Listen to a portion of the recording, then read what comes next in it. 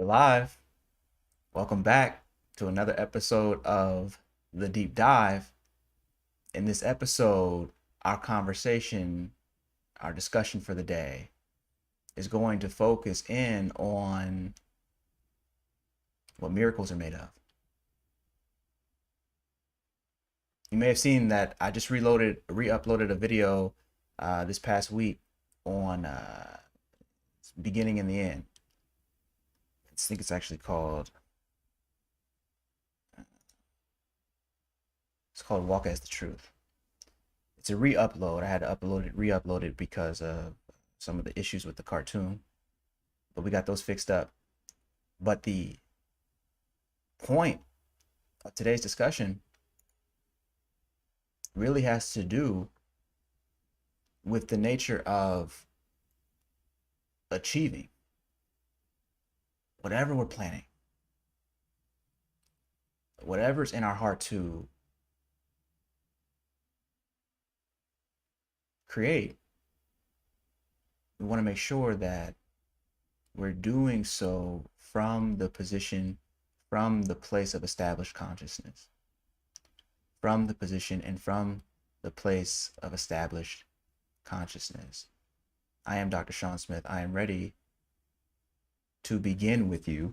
And you'll notice that we've got like a new background. Today's thumbnail wasn't the traditional thumbnail.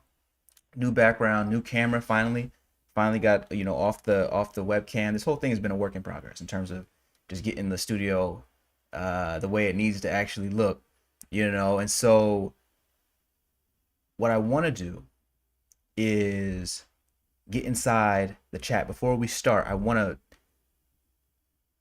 get the chat pulled up, and just to let everybody know, I do not know if you're in the room unless you're in the chat.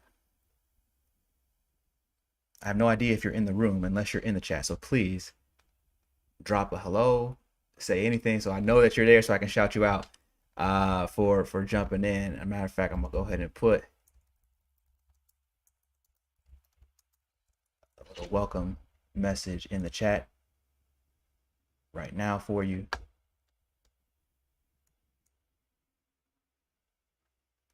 And without further ado, let's go ahead and jump into this week's video, Walk as the Truth. This is a deep dive on the concepts produced in the video, because the very point of the deep dive is to make sure that we're not taking anything for granted.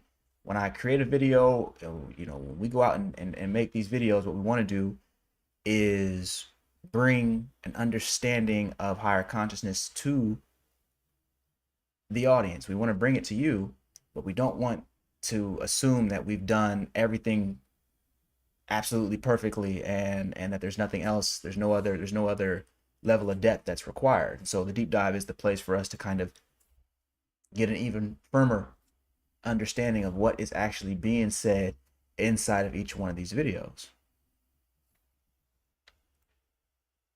So let's go ahead and jump in to Walk as the Truth.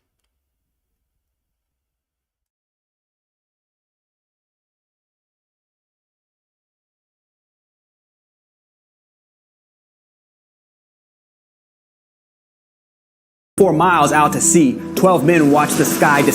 3 or 4 miles out to sea, 12 men watch the sky descend into darkness and the ocean become violent. Salty foam sloshes into their boat, blinding their vision, and every moment brings a sudden collision. That's when the one who called himself the truth begins stepping on the sea. 3 or 4 miles, moving without concern for how things might turn out, or if his next step may be his final. 3 or 4 miles walking in the knowing that his destiny is grounded in spiritual redemption, unconcerned that he may be swallowed by savage waters and never live to fulfill it.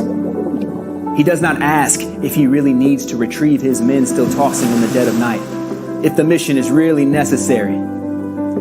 He knows it is. The ocean's brutal sprays hide the night stars at every step, no light to guide the way, easy to get lost. But he feels his present challenge cannot define what he's decided for himself, is not his end, and so barely notices he's been doing the impossible for 3 or 4 miles.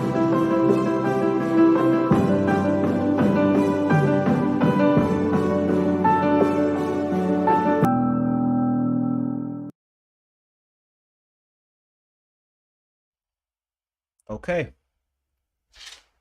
Okay. So here we are. We're starting with this conversation on this one who calls himself the truth.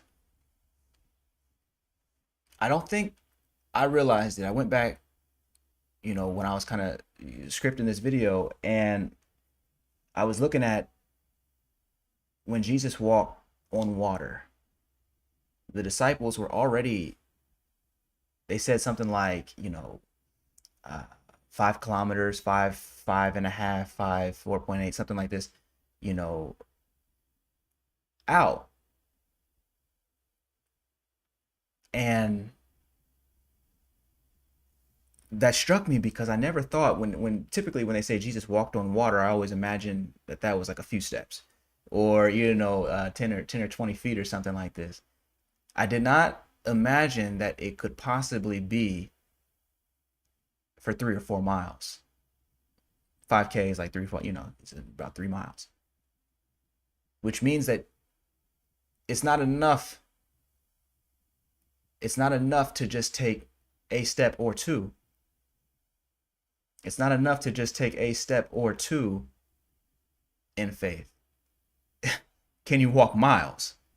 Right? This is the example that we're getting from the Christ motif, right? This idea that we're not just here to do the impossible for one step or just 2 steps, but for the 16,000 steps that make up the 3 or 4 miles. I thought that was really a powerful way to represent our journey here in the human form. I thought that was a really powerful way to represent our journey here in the human form. That whatever it takes in order to take one step in faith, it's going to take that same thing in order to make two.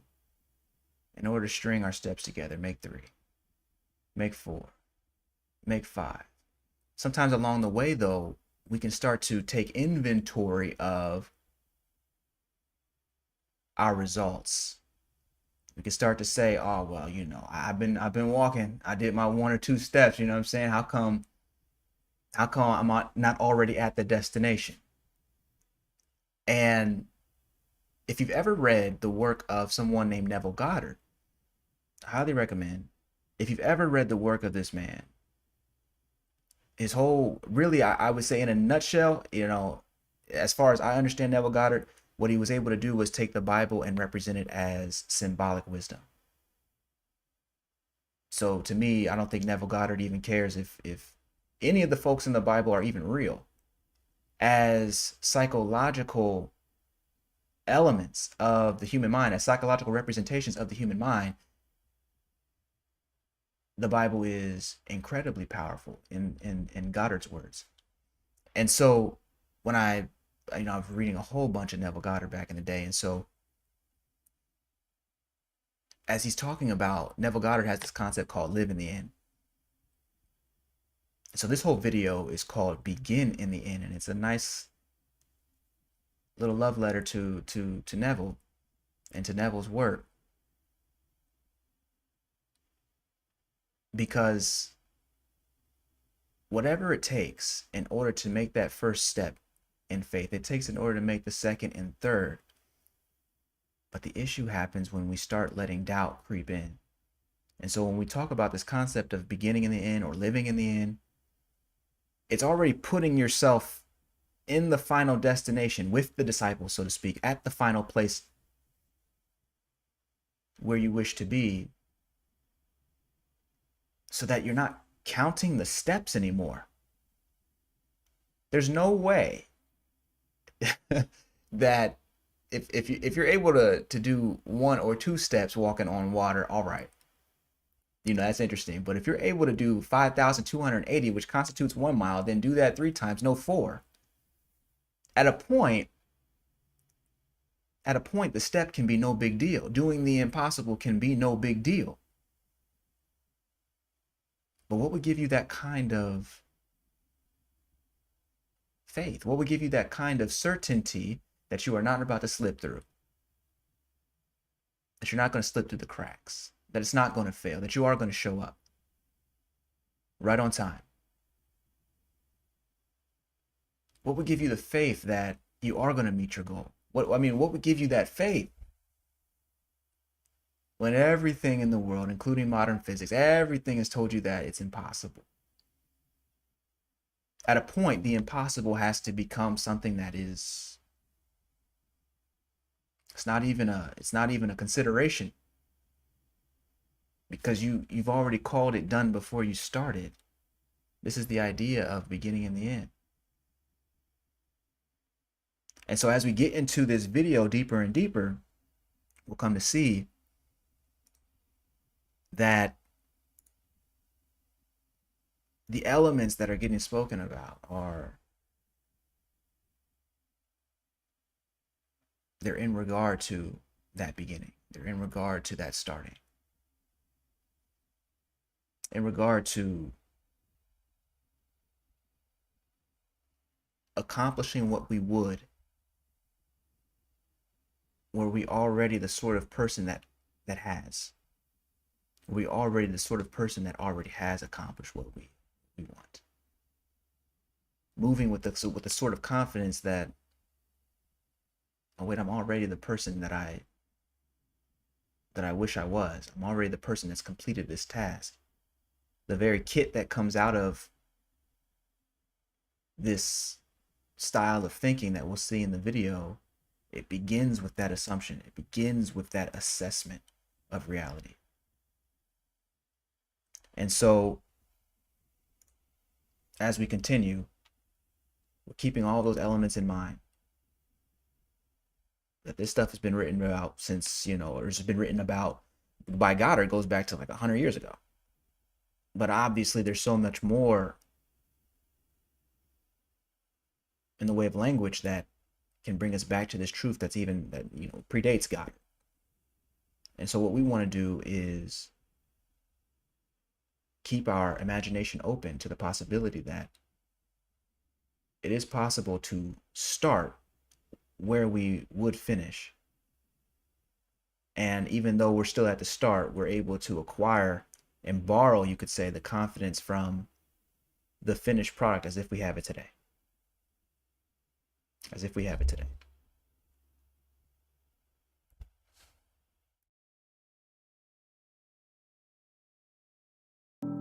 Can you walk among your own raging seas with nothing but the end in mind? The end is your final goal, not its details. Walking in the end requires faith, and faith abides by this single principle. What you feel is what you create. Feel maybe, you get maybe. Your very lack of confidence invites the skepticism and fear that sinks you deeper into self-defeat. That's why maybes can't make the long walk. They turn back too soon. All the steps you may take in the future are just maybes now. Those steps don't even exist yet. Why are you stressed about them?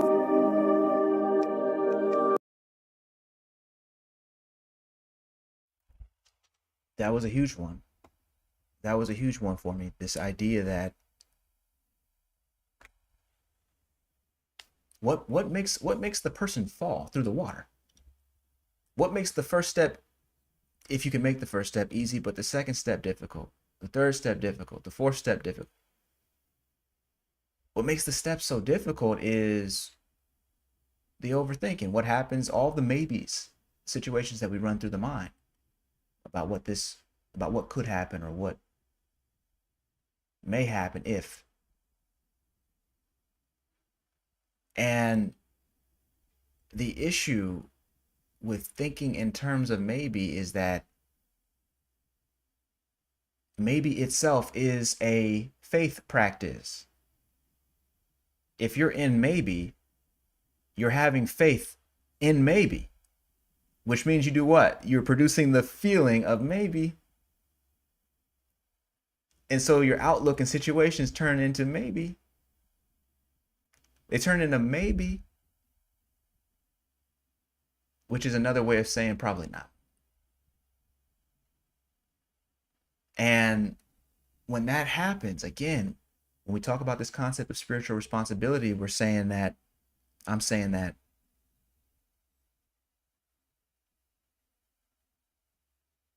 Every single thing, every single feeling that you have, you are creating, you are producing.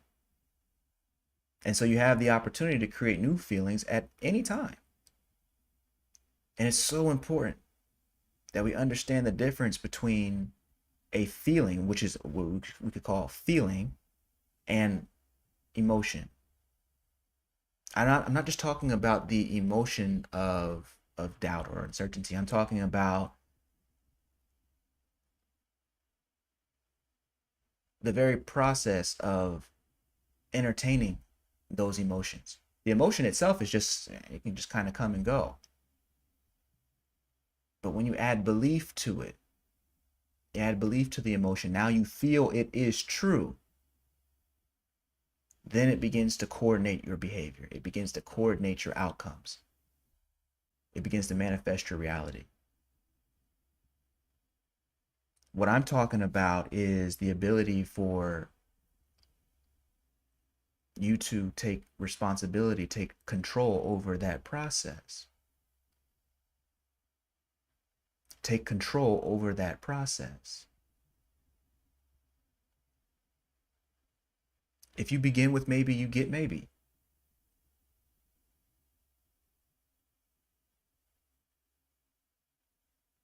Begin with maybe, you get maybe. Begin with a new feeling. You get a new outcome. Because the set of habits, procedures, behaviors that are infected with a new feeling will produce a new action. Think of it as the difference between somebody who is an actor on stage and they're unsure of their lines. Maybe it's going to be a good night, maybe it's not, maybe it'll be a good performance, maybe it's not, versus the actor that is incredibly confident but less rehearsed. Incredibly confident but less rehearsed. If the confident actor, which one do you believe, the confident or the person who's in maybe, the non-confident, the unsure person, the unsure actor, which one do you believe that if they were to mess up, to make a mistake in the lines, in the delivery of their lines, which one do you believe would continue to perform through? And so, not allude to the audience that anything was off script. And which one do you think would have plenty of pauses in their performance such that the actual audience is looking at them and is unsure whether or not this is a part of the show or if someone's made a mistake?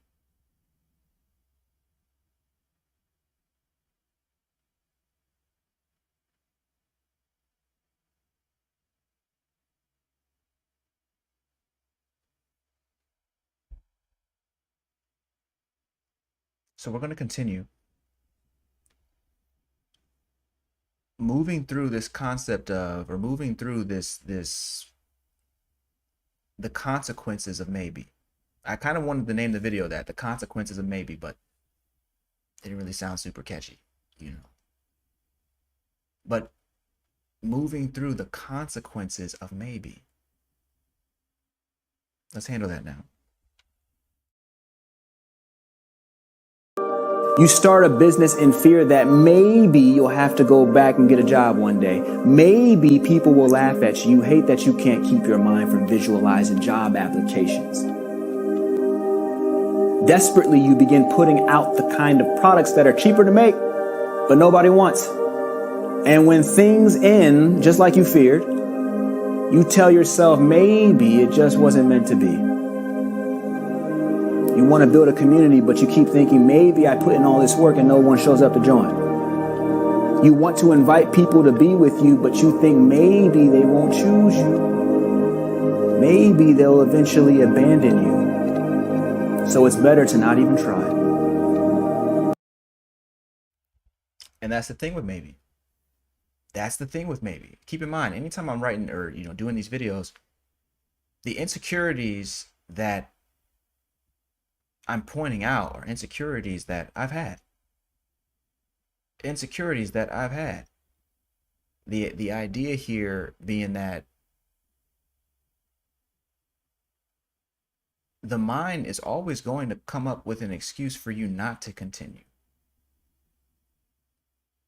It's why the sort of the Jesus opening was so important. How do you move into the realm that is beyond all doubt? If there's something in the future that needs to be performed or achieved, and you're not 100% sure of the path, it's only a matter of time before something, no matter how confident you otherwise are, it's only a matter of time before something troubles and tests that belief. If you cannot see where you're going, if you're moving in the complete and total darkness, when you're trying a new project, whether it's starting a business, whether it's moving to a new place, starting a new relationship, whatever the case is, if you're moving in the dark about it and you cannot see where things are going to end, you don't necessarily know how things are going to turn out. The problem is that it's only a matter of time before you start questioning if your next step is the right one.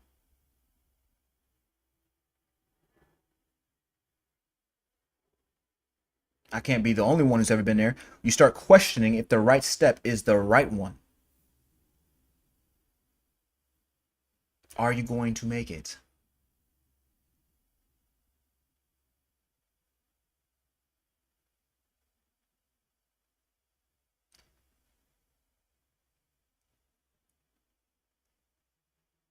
That situation is incredibly difficult to deal with if you're moving in the dark, if you're moving with the belief that you've never done it before, that this is your first time, that you don't know what you're doing, that maybe it may work out or maybe it won't. The issue with that is that you're placing yourself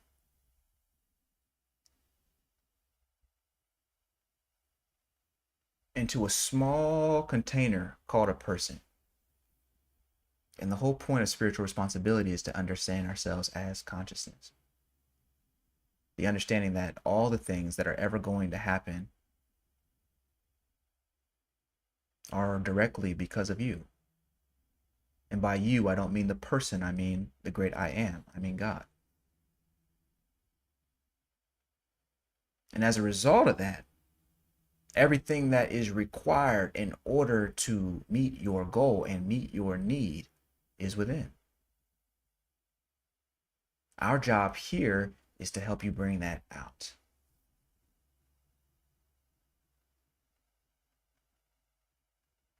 And in a minute, you'll see how we do that. Let's continue.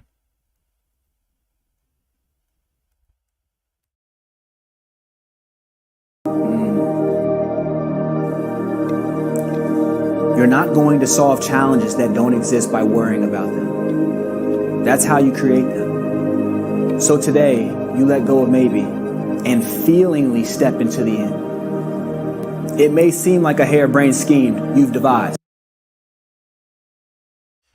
Okay, what do I mean? Feelingly step into the end. Feelingly step into the end. What do I mean by it? Feelingly step into the end. It's not enough to simply imagine ourselves being in the final outcome. It's not enough to imagine ourselves simply with a lot of money in the bank account or a successful business or a great relationship. I'm saying we have to feel that we've already done it before. This very thing before. And to me, not just once, but twice. Not just twice, but 3 times. Not just 4, but 5,280 times. Times 3. For 3 or 4 miles. You see what I'm saying? Like each step, like we've already taken all of the steps that are required. all the steps that are necessary.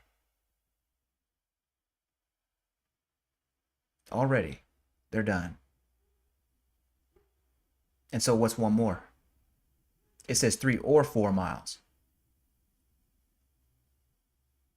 What's one more mile? Let's just do it again. What's one more? Moving past the sense of uncertainty, moving past the sense of maybe. You're completely confident as you do the thing for the first time, but in your mind, it's again. The 1,000th time, the 10,000th time, the 16,000th time. Makes no difference. What we're talking about is being able to create or access the technology, the psycho-spiritual technology that we call conscious transformation technologies. Access those technologies, train in those technologies so that what would be a first time for doing something is already the 10,000th time. It's already mile 3. You've hit your destination so many times before. What's another mile? 3 or 4 miles. What's another mile?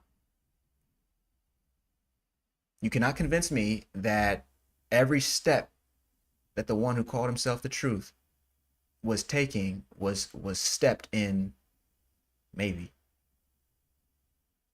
I don't think a single step could be maybe. That's not what faith is. Unless it's the faith in maybe. But the faith that gets things done, the faith that does show up, that does make the journey, that does make the walk, that faith is not, it can't be tentative about each and every step. At a point, it must simply walk. And walk without thinking that it's doing anything impossible. Walk without thinking that without patting itself on the back. Just walk. Just walk. This is the point.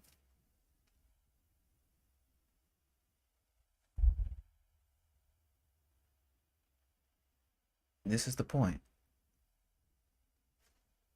Let's continue here.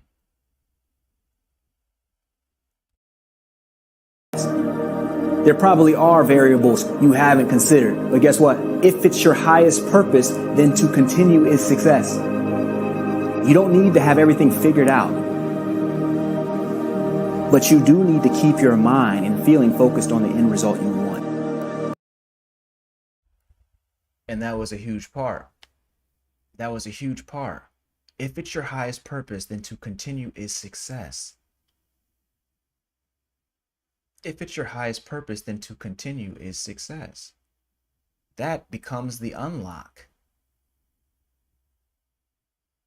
Why is that the unlock? Because no one else on this earth can fulfill your highest purpose. When I say highest purpose, I mean can do what you love for you on your behalf. Other people can share the same love, and that's wonderful, but they can't do what you love on your behalf. They cannot turn your hands into the hands that build love and build loving circumstances for others. They cannot turn your feet, your vision, your eyes into anything that would serve love on your behalf. They can only do it on their own behalf, not on your own behalf, as persons, as individuals. And so if we know that, then when we're comparing ourselves to other people and how fast they're going or how fast they're growing, what are we actually comparing ourselves to? What are we actually comparing ourselves to? Because no matter how fast someone else does what they need to do, nobody else can do what you need to do. That unlock saves a lot of time in thinking about what if this fails. Because the whole what if this fails question really is, what are people going to say? What are they going to do? How are they going to feel about this? And the issue with that sort of thinking is it's rooted in comparison, which is to say, rooted in a fundamental misunderstanding of reality. That is to say, rooted in a fundamental misunderstanding of reality. At the apex level, at the God level, there's no comparison, no one to compare yourself with. It's just you, right? The same person that's hearing these words is the same person that's speaking them. This is the absolute truth. But even at the relative level, if you step down into the domain of human beings and human bodies with names, even at that level, no one can execute your purpose for you. Which means that if you don't do it, no one is going to, and the world is left without your contribution.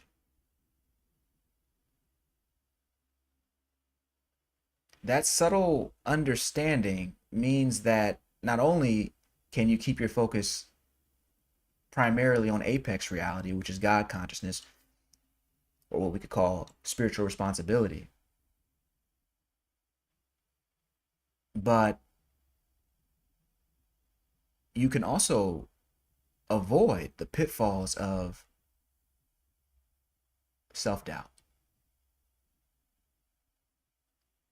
Avoid the pitfalls of self-doubt.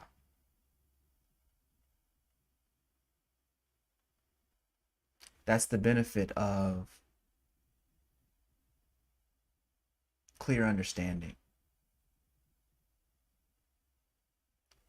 Let's continue here.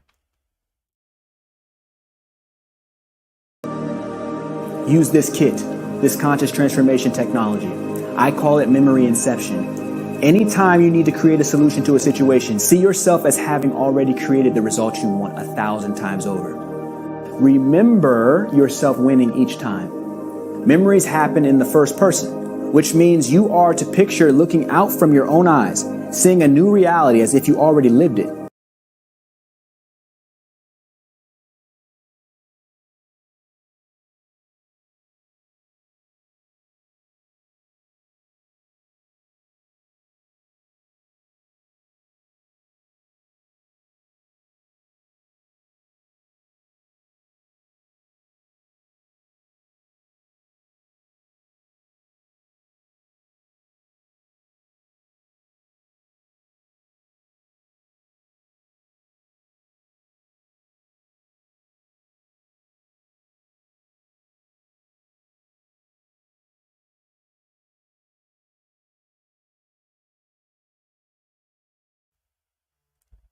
My bad. Yeah, it's always you expect one of those per show.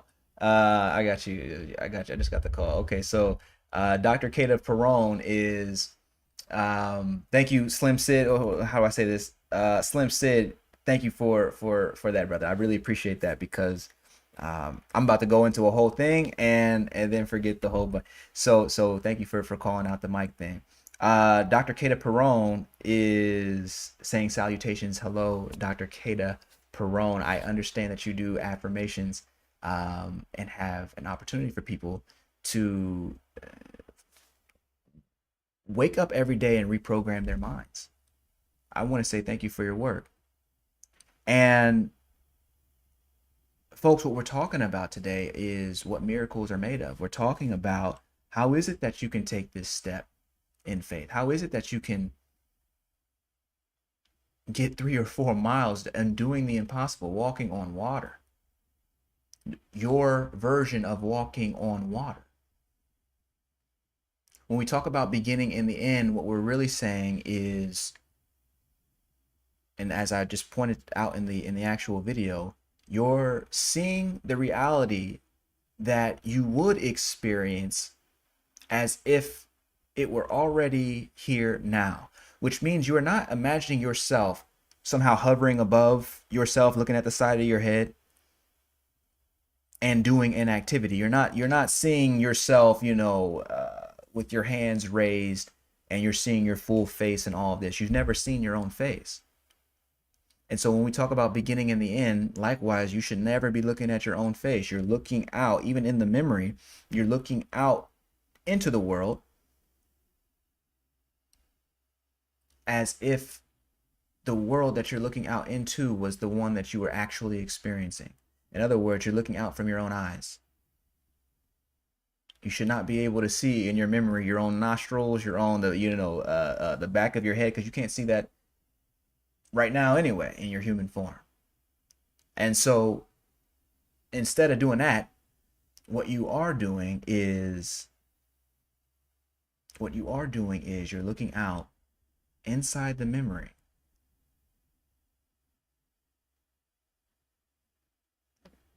with the same intensity and sensation as you are experiencing this moment right now. Because in both situations, you are manifesting each of them. In each of these situations, you are manifesting the entire and totality of the reality. Our goal here is to make sure that you are manifesting with, and the things that you're creating are actually in alignment with what you want, in alignment with your love, in alignment with higher purpose. This is the concept of visualization. And it's becoming obvious to me that not everybody does the visualization thing. Not everyone, that's actually a skill that you can build up and develop. But visualization, the whole point is to be able to help you feel that the reality you are seeking is a reality that's already established.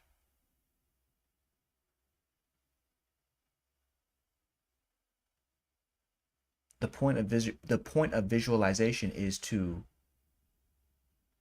scaffold and assist you in feeling that the reality that you are currently visualizing is the reality that is true for you right now. Do that enough times and you are going to create the set of habits and behaviors that will birth a new reality.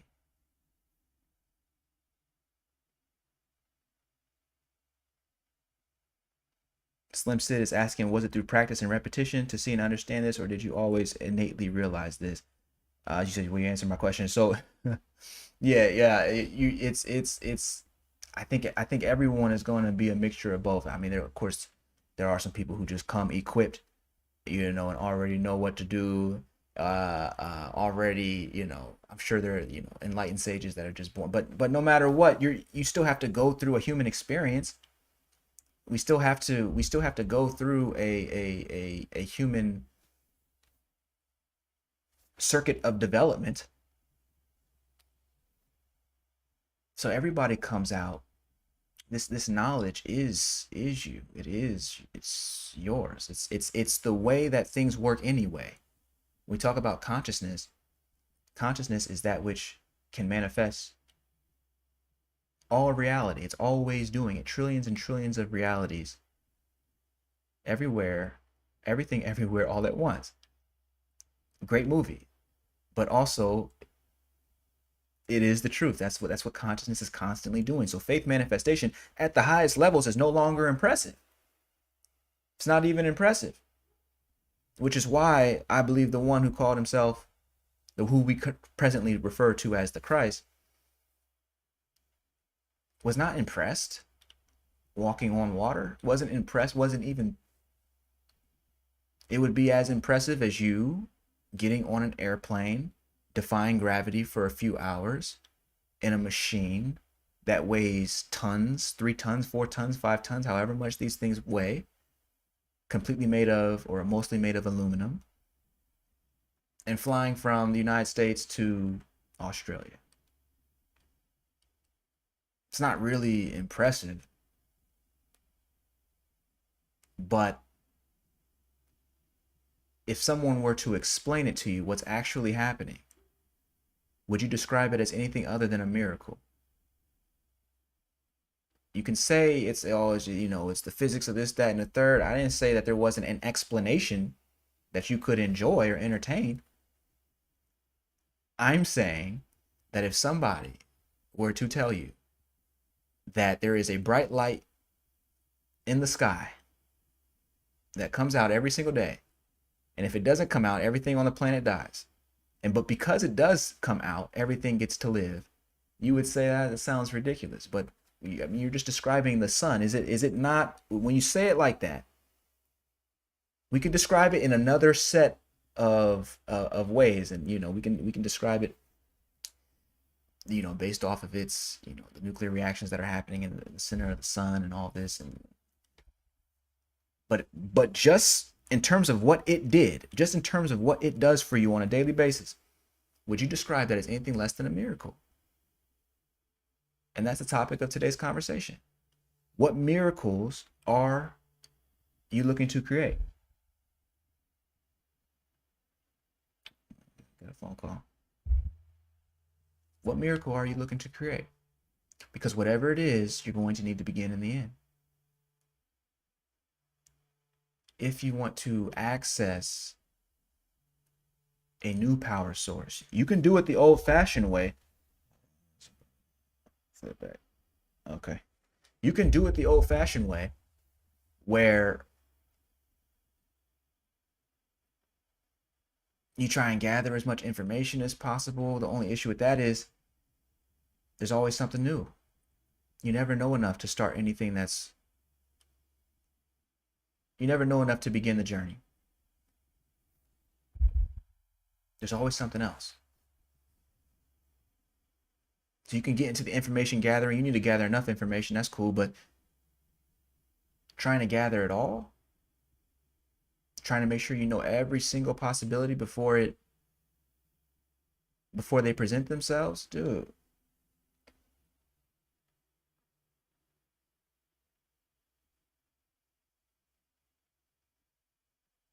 That way is difficult, because what if something shows up that you've never seen before? Where would you garner your confidence if you didn't have time to rehearse it, if you didn't have time to research it, if you didn't have time to overthink about it? Where will your confidence come from? The process for finding out and calculating every single variable,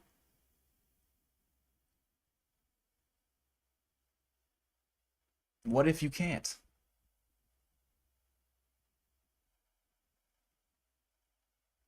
This is the limits of logic, the limits of reasoning, right? Rationality can only work with the variables it's provided. It can't go beyond that, but spirit can, consciousness can, God can.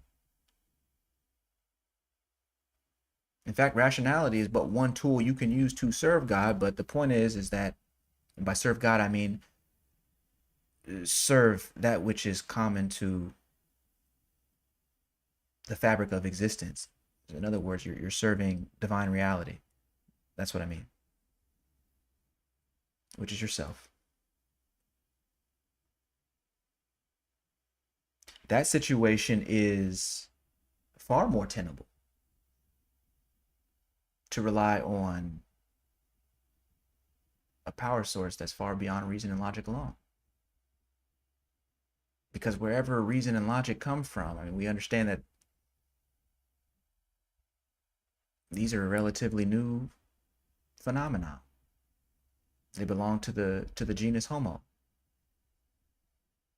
And that whole genus, you could say, is 6 million years old tops. I would probably say, you may say, 2 to 3 million, and then you're getting into predecessors.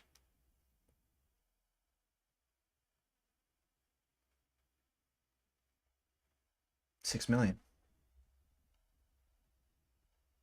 Somebody put a yes in the chat if this is making sense. I don't want to miss a thing.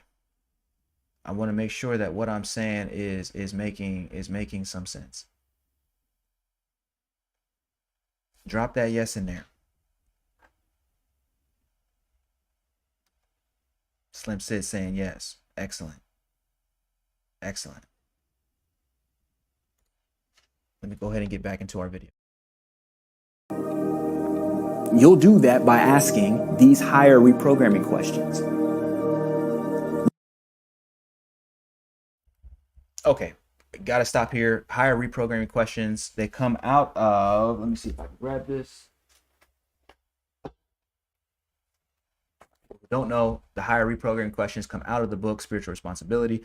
We just actually got I'm hoping the final set of proofs done, and so this will be out soon. We'll let you know. But the idea of higher reprogramming questions, it's a subset of the technologies we call conscious transformation technologies. And higher reprogramming questions reprogram the software of your mind. We remember from episode 2 of the deep dive, the software of your mind is just belief. Just like computer software programs that tell your computer what to do, beliefs are programs in your mind that tell you what to do. And so when we talk about higher reprogramming questions, we're talking about being able to reprogram belief, your feeling of certainty that a thing is true. That's what belief is. It's just your feeling of certainty that a thing is true. We're getting, with higher reprogramming questions, we're getting you to reprogram lower vibrational beliefs with higher vibrational beliefs. This is the whole point. And so the kit that we're about to jump into is one of those questions, one of those higher reprogramming questions. Let's go ahead and start. What was it like when I overcame this challenge the first time? What about the 82nd time? What about the 506th time? Won't it be the same this time? And there it is. What was it like when I overcame this challenge the first time?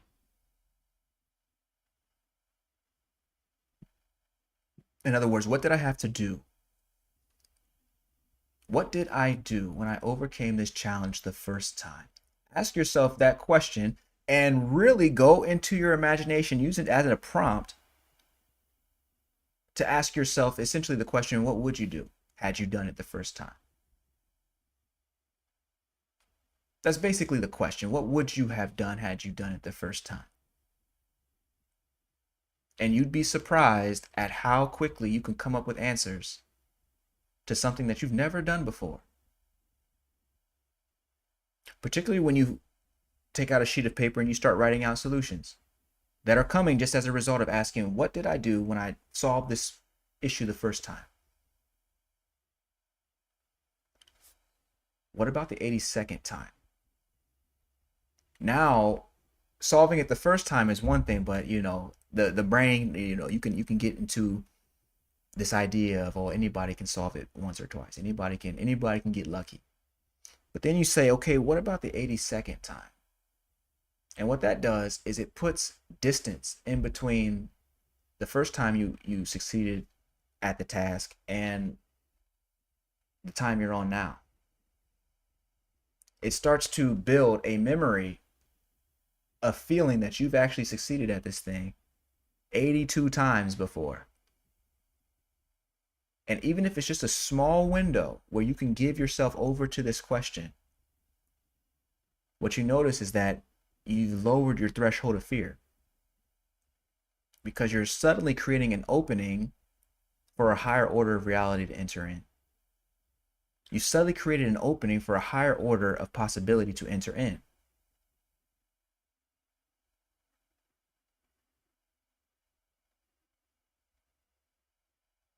Somebody put a yes in the chat before I continue on, because I need you to understand this part. You're just by simply asking yourself the question and then entertaining it as if it were true, as if it were real. You don't have to do it for the entire day, but give yourself a moment to say that the current challenge, the current miracle you're trying to work, what happened when you did it the first time? What happened when you did it the 82nd time? What do you feel when you ask yourself that question?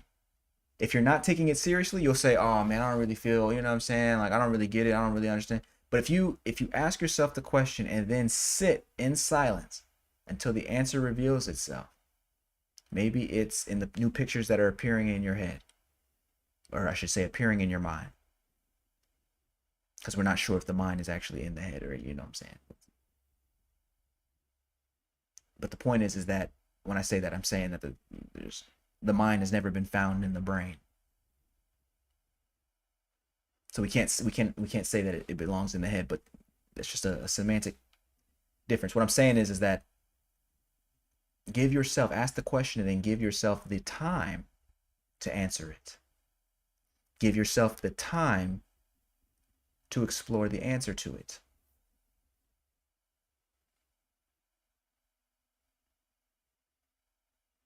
Give yourself the time to explore the answer to it. Or should I say, allow the answer to come to you?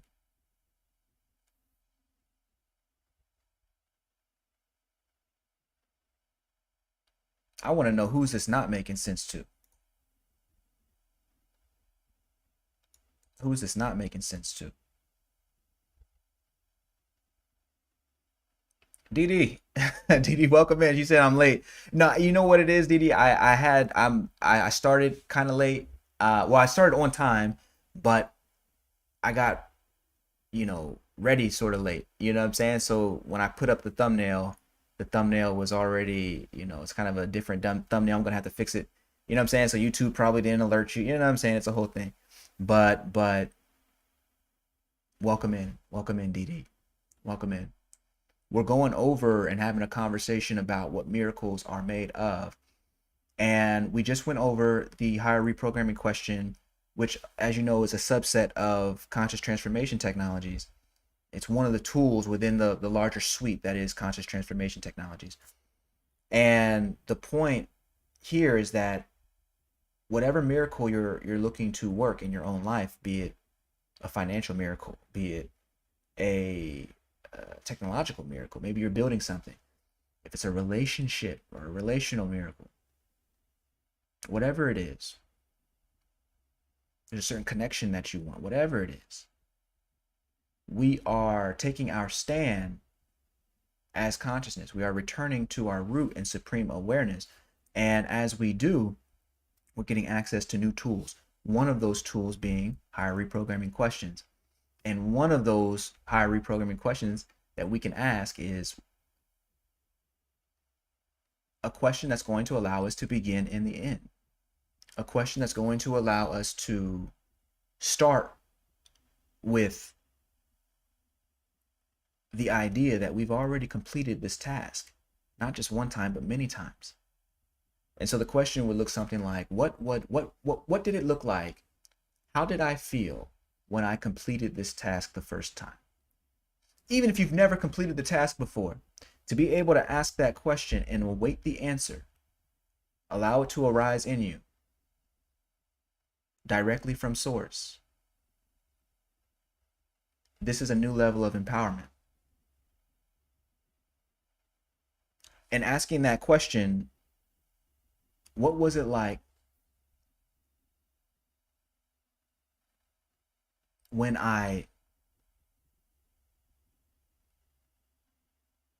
successfully accomplished the task the first time? What about the 82nd time? And in so doing, you're creating distance between the memory you just summoned for yourself. Even if it's an artificial memory, it's a memory that you've just summoned for yourself. You can make the argument that all memories are artificial, that nobody ever does a perfect capture of what happened in their past. Somebody else comes to you and says, hey man, I don't even remember it like that. Things didn't even happen like that. No, you were wearing a blue shirt. No, it was green. No, it was orange. We weren't even in that location. We were in another, right? All the memories are a little artificial anyway.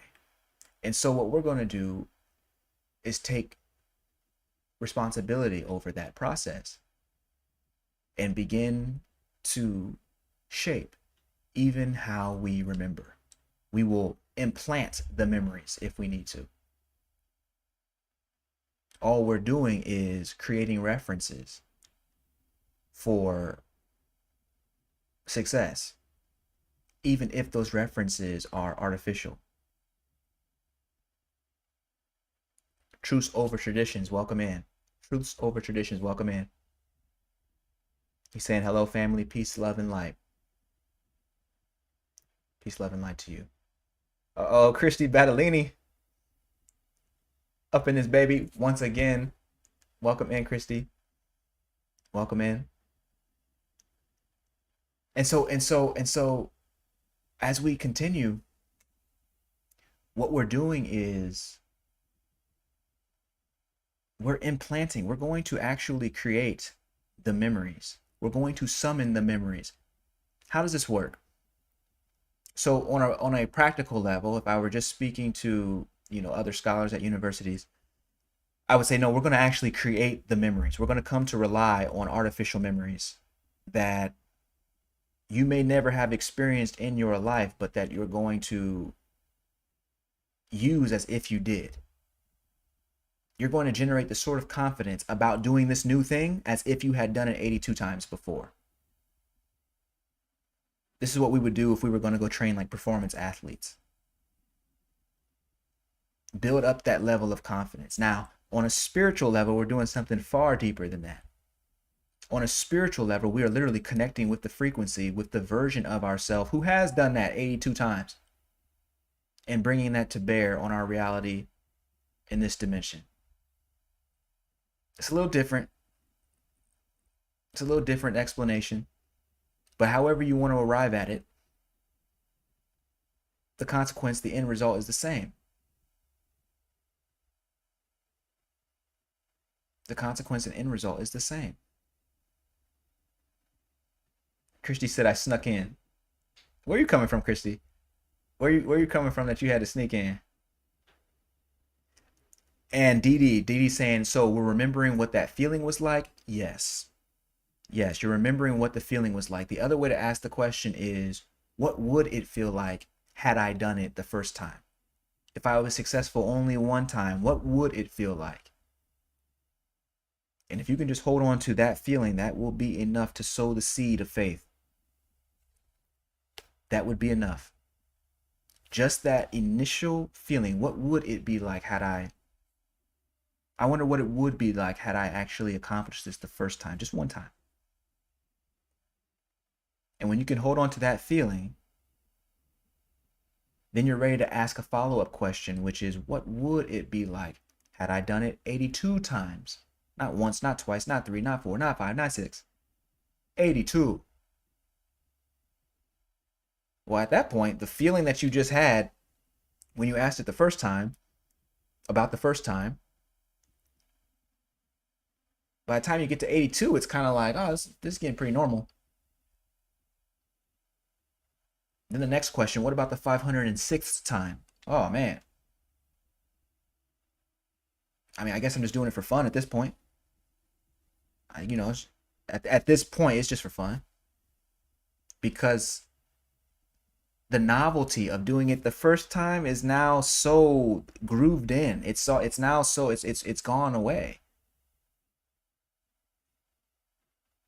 And so what you're doing is establishing in your mind a model of yourself being successful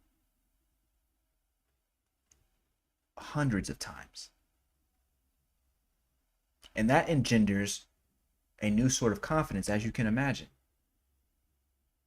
That engenders a new sort of confidence, as you can imagine. You're sitting down and you're getting the feeling right. You're seeing yourself doing it so many times. You hear professional athletes talk about this. If you ever saw, there's an MMA fighter. His name is Conor McGregor. I'm sure there's so many, but this is the one that's just coming into my mind. But he talks about how he's constantly visualizing how the fight is going to go, putting himself into the feeling of how his fight is going to go, and see himself getting his hand raised. And currently, as the wealthiest, highest paid UFC fighter, I think, in history. Yep, no, in history. I'll say the wealthiest UFC fighter in history. I think that's a great use case for seeing just how powerful these sorts of exercises can be.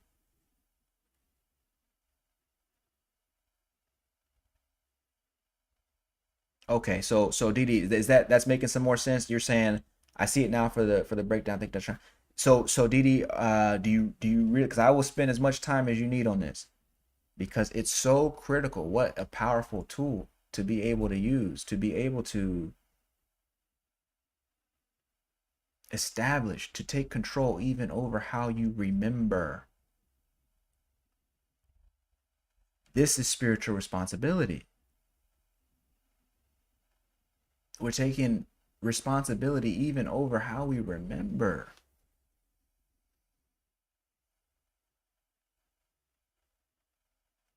This is if you've not living in the end type of thinking. Exactly right. Yes, exactly right. This whole video you could think as you could think of as a love letter to Neville Goddard, who is talking about living in the end. Him and others, of course, but Joseph Murray and others. There's a whole suite of authors who came out 100 years ago talking about this stuff.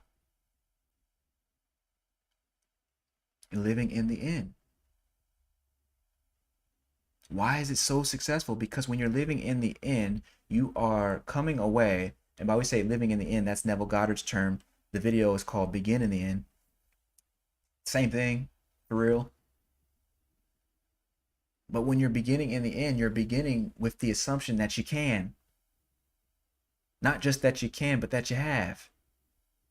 And not just that you have, but that you have many, many times before. And so what's one more time? What's one more mile? 3 or 4 miles. I love that ambiguity that the video opens up with, because in the translation of the Bible that I have, it literally says 3 or 4 miles. And I wanted to kind of keep and capture that ambiguity of, was it 3 miles or was it 4? We don't know. It doesn't even matter. Whatever got him 3 will get him 4. If it got him 4, it'll get him 5. If it got him 5, it'll get him 6. It doesn't even matter.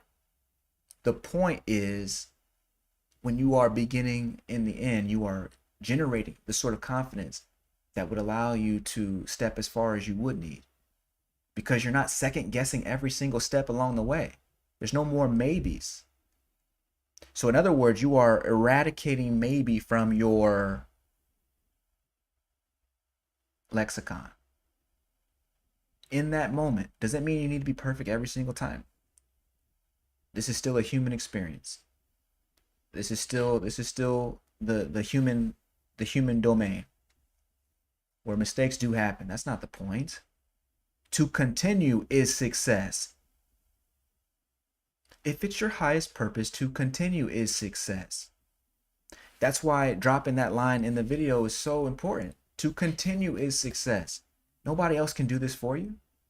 Nobody else can do the contribution that you came to do. Nobody. Nobody. And so to compare yourself with somebody else is missing the point. To get stuck in maybe, which is really a maybe, what are other people going to think? To get stuck in that version of reality is, one, of your own doing, and two, completely unnecessary.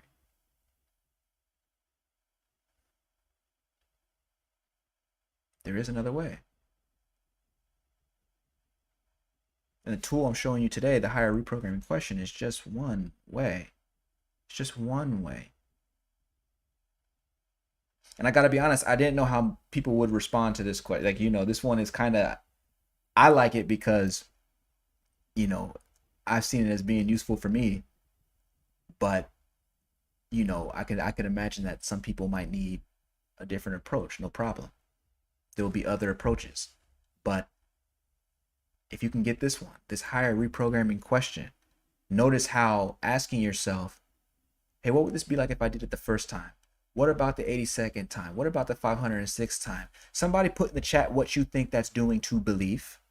Somebody put in the chat, what do you think that sequence of questions is doing to your belief about your ability and capacity to execute? I don't want to say anything else. Somebody just put in the chat, what do you think? That's the question right now. What do you think that sequence of questions, when executed appropriately and sincerely, does to your belief about your capacity to achieve in that specific area, on that specific task? What do you think it does? Just your belief. I'm not talking about anything. Just your belief. What do you think it does? Somebody put in the chat, because I got to know. Before we continue, I got to know.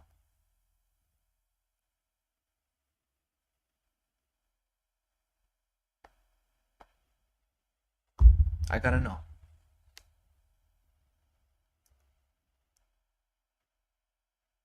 What do you think it does to your belief to ask that sequence of questions? Those higher reprogramming questions. Remember, higher reprogramming questions are designed to reprogram your mind, reprogram the software of your mind, which is belief.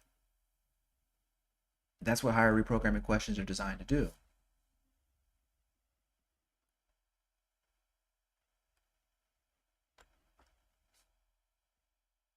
So were you to ask those questions sincerely? Somebody throw it in the chat. Were you to ask those questions sincerely, what do you think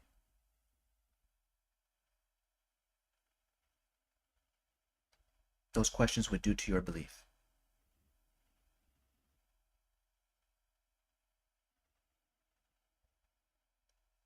Christy says eliminates doubt. Right. That set of questions eliminates doubt. That's the whole point. When you've pursued them, then you become certain and steadfast in your higher purpose. And whatever it is that you're looking to do, even if you have to switch up and change your approach, even if you have to switch up and change your approach, no problem. The self-confidence that comes, the other way of saying eliminates doubt, the flip side of that is that it builds self-confidence, strengthens your belief in self.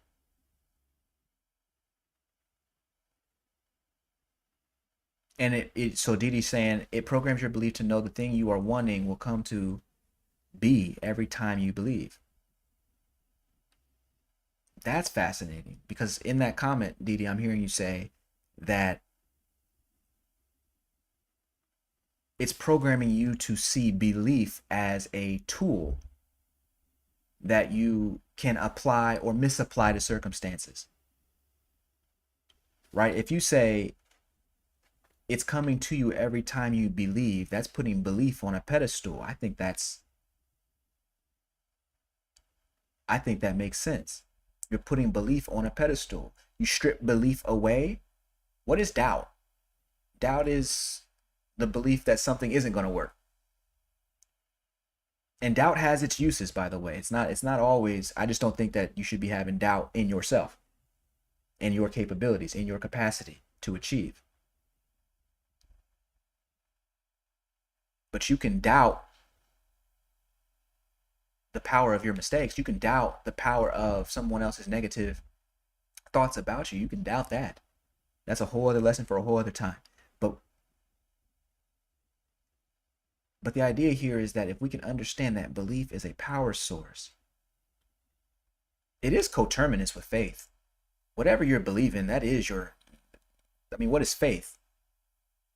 But a belief in things that are unseen. That's the same thing, right?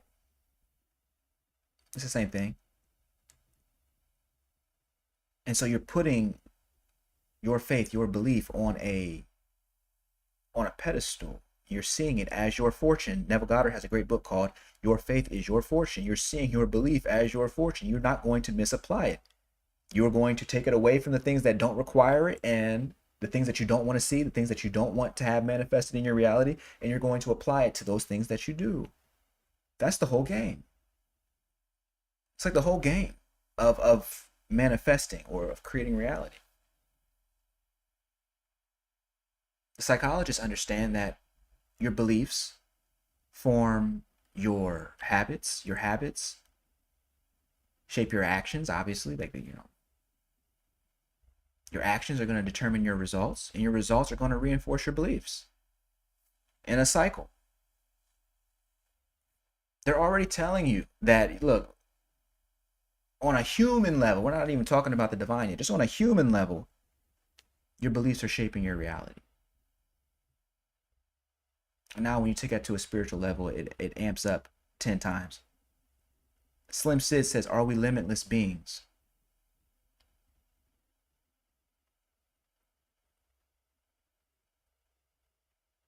Anna Atia, watching from Michigan. What's going on, Anna? Welcome in. Slim Sid says, are we limitless beings? Are we limitless beings? That's such an interesting question. What would it mean to be limitless? Slim Sid. Let me start there. I do, generally speaking, there's an easy, there's kind of the easy answer to this, and then there's the answer that could potentially be better suited for you. What would it mean to be limitless? I want to know. I want to know real quick, Slim Sid, what you would say. What when you say, are we limitless beings? What would limitless beings, plural S, what would that look like in your mind? What are you seeing when you ask that question? I'm very curious. And how you respond to that is how I'll come back. I think that's such an important question. V is up in this mug. Okay, she's saying, I think we came here to play but forgot and got lost in the drama of being human. V, I think you're right. I ordered that book, by the way, the teachings of it's in the other room. It just came in today, so I didn't get to read it, but the teachings, the secret teachings of the master, the one that you sort of pointed out to me and showed me last week. I did actually order that. I'm gonna thumb through that thing and see what they talking about. So thank you again for that link. So V is saying, I think we came here to play but forgot and got lost in the drama of being human. Yeah.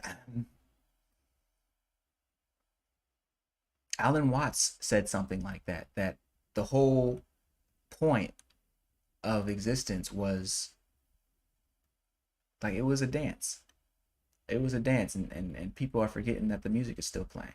People are forgetting to boogie. All of it. All of it. I think we came here to play but forgot and got lost in the drama of being human. I mean, that's a way to think of it. I'm personally starting to think that the drama of being human is a part of the dance. It's a part of the play. I'm starting to think that the whole drama, the entire show, is a part of the play. It's a part of our larger development and growth.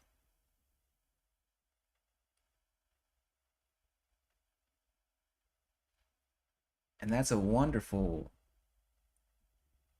way for me to understand it, because we can get so lost in it that we forget that our perspectives are filtered through human perception, through sight, sound, touch, smell, and hearing. Oh, I said hearing. I said sound. Sight, smell, touch, taste, hearing. You get it, the five senses. If I'm missing one, I'm missing one. But the point is that our human perception is filtered through these five senses.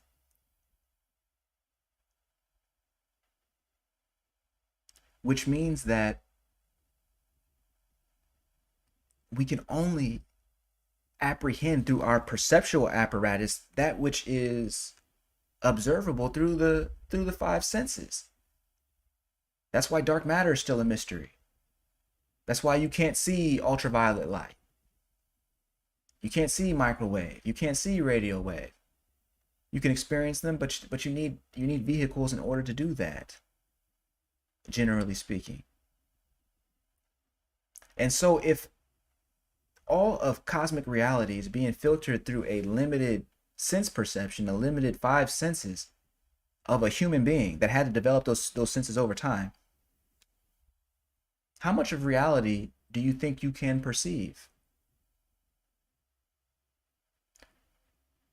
And how do you think that limited perception skews your perspective of the way things actually are?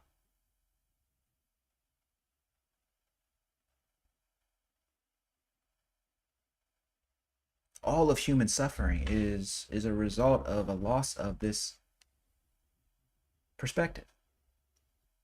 You could understand it as a giant misunderstanding of reality.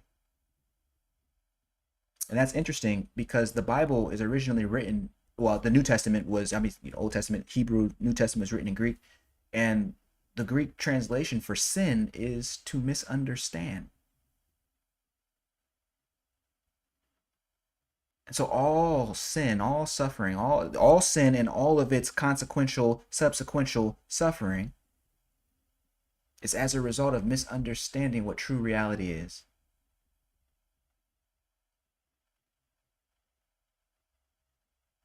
And so when you misunderstand what true reality is, you acquire a false perspective. That false perspective leads to suffering. Only the truth, the one who calls himself the truth, the one who calls herself the truth, the great I am, only the truth can shed that light back onto the world and end that suffering, because it shifts the perspective. It shifts the perspective. It shifts the perspective.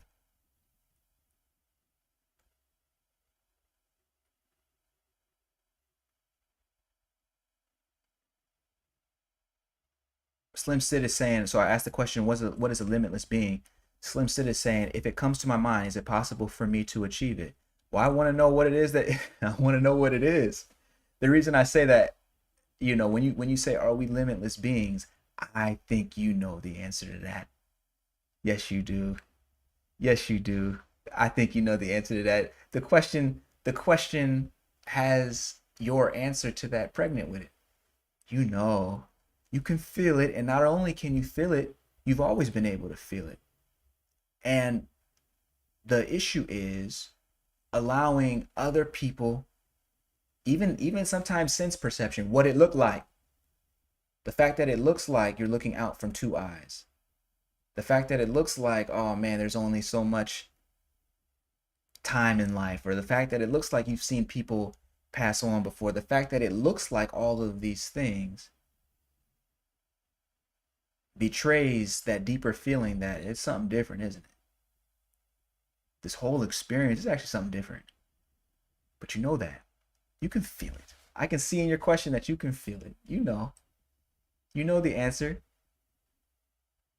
And that's what we're talking about here, is how to get back in touch with that limitless experience and take spiritual responsibility. When I say spiritual responsibility, I'm saying understanding yourself, reasoning, seeing your world as if your sense perceptions are but one tiny component, that all the things that you can see, hear, taste, touch, or smell about yourself, even think about yourself, if you want to add the sixth sense. The Buddhists talk about a sixth sense, which is thought. All of those things about yourself are but a small fraction of who you are. And so, because we know that, we can begin to reason from this larger, expansive self. Yes, that takes training to do, just as it takes training in order to learn how to eat the right foods, or learn how to, any of that. Any of that. But that's all a part of the play, as V is alluding to. It's what we came for. It's what we came for. I can't tell you what your life's work is, but I know what your life's purpose is. Your life's purpose is very simple, very divine. Maybe I'll explain that another time. Your life's work is a little different, but your life's work is an expression of your life's purpose, of course, but your life's purpose, that's very simple. That's very simple.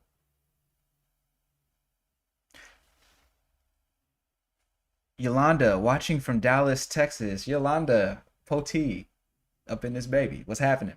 Um, Yolanda, I'm actually in Austin, so that's slick. Or do you live, Yolanda, in Dallas? You know what I'm saying?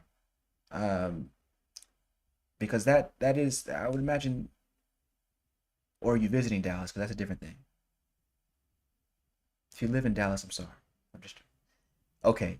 Anna Atia is saying, "Oh, okay, V, you're saying, yeah, it was a great read. Enjoyed lots on Christ consciousness. Yeah, I was thumbing through just a little bit today, V, and I saw the beauty. I love it when people represent the Bible as a psychological representation of the human experience, where each one of the characters represent a different archetype that is deeply ensconced in the human mind. It becomes much clearer to understand and read. I do enjoy that. Thank you once again. And Tia, I believe we are energy which does not die. We are of source of which has created us. Like you said, there are so many ways to reflect on limitless. Yeah, yeah, we are of source. Exactly. Okay. Christy saying D keeps me on my toes. Um, all right, Christy. I don't know if I'm misreading that or if I got that right. Because you talking about DD, then yeah, she keeps us all on our toes. Because she's coming with that sincere, passionate energy. And you can tell this is an evolution of consciousness. Okay.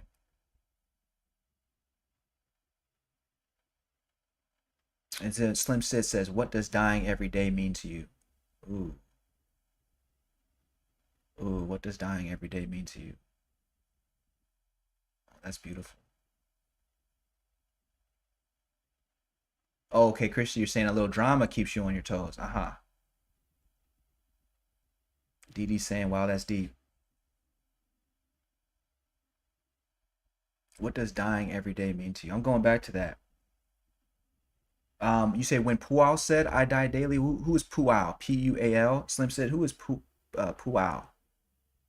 Who's Pual? V almost V says almost let me limit myself by being in this human body, but still can I remember my limitlessness. Freedom is right here, right now. 100%.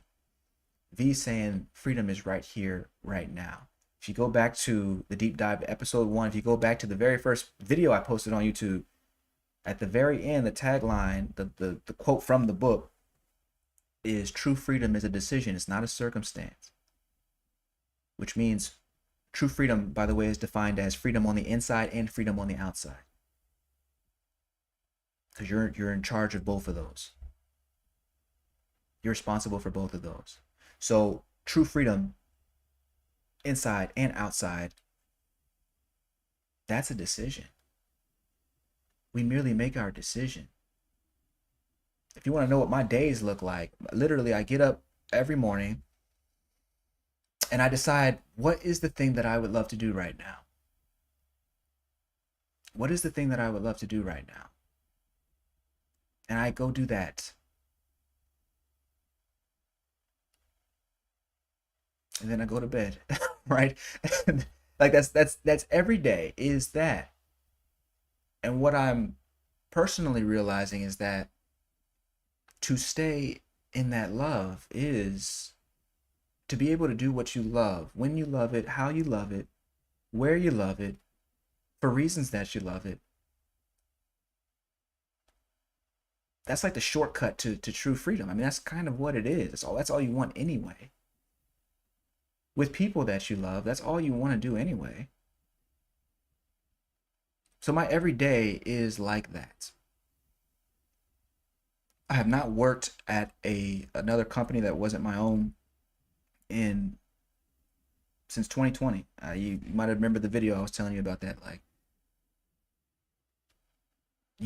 I left the sales gig and it was during the COVID thing. I left in February, so it was during COVID. So, they wouldn't even let brothers get on unemployment. So I had to really figure it out. And the techniques that I'm talking about, this faith, it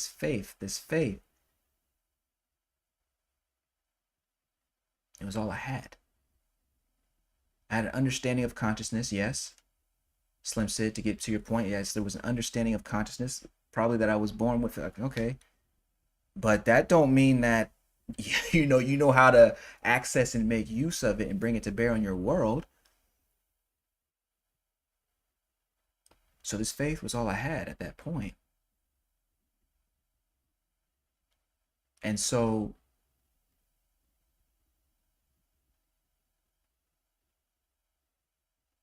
over time, you know, money starts looking right.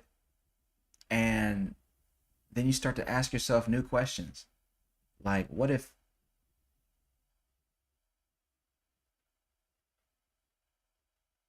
what if love was the point of the whole thing, of the whole play, of the whole show?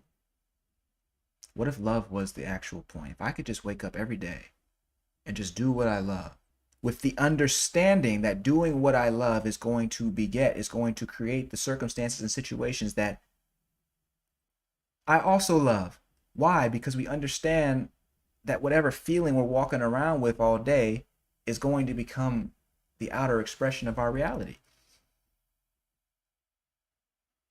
So every day I make it a point. That is the business of the day. That is the business of the day. Get up and do what I love every day. Figure out how to make a studio in here, you know what I'm saying? Y'all got the new background, you know, I hope y'all like that, you know what I'm saying? We got an actual camera. So, you know, my face is not all distorted from the webcam. Yeah,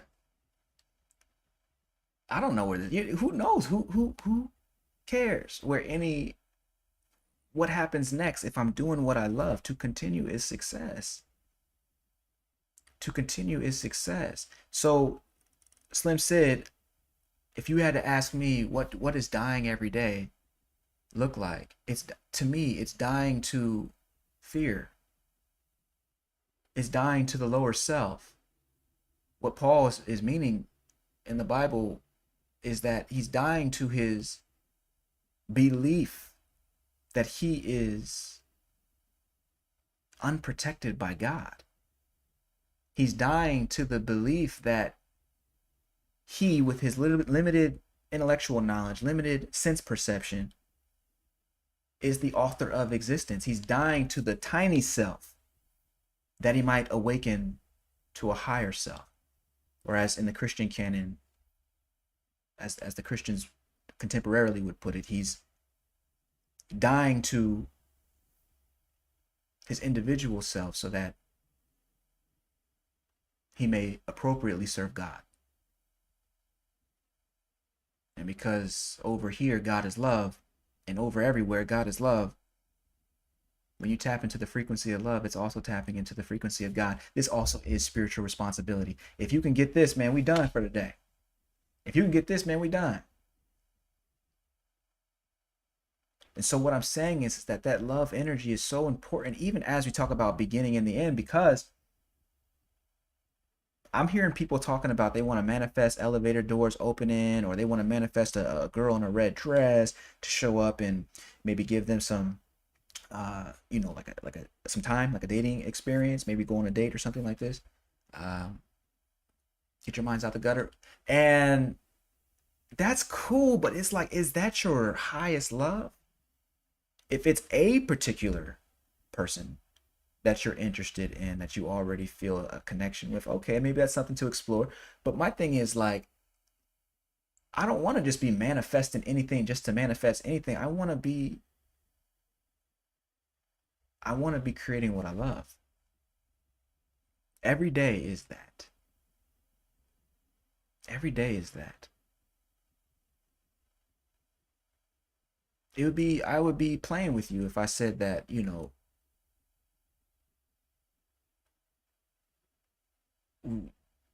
I never, you know, I can't see cats who are, you know, in a certain place and position in life. Like, we can all play that game.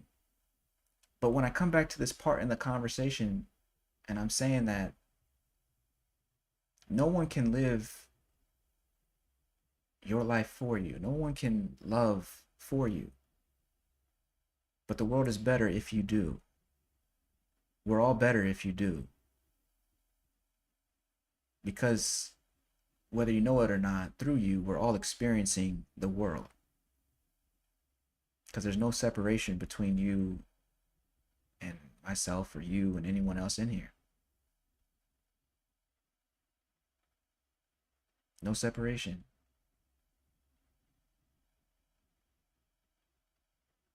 Yes, it's true that the Bible says, faith, hope, and love. The greatest of these is love. There's a reason for that. Because even if you can manifest, why do I tell the story about the elevators and the red girl, the girl in the red dress? Even if you could manifest everything that you wanted, were it out of alignment with love, you would gain the entire world and lose a soul. You know what I'm saying? What's the point? What's the point? Only in love is there no comparison between yourself and other folks. Because not only are you in love, do you recognize what is love but the dissolution of the separation of the sense of self, right? The dissolution of the separation of the sense of self, right? So when the borders and boundaries between you and I disappear, that we just call that love. So when I see you and I as the one, as the great I am, well, then there's nothing to compare myself to anyway. Loving you is loving me. We should just keep it that simple.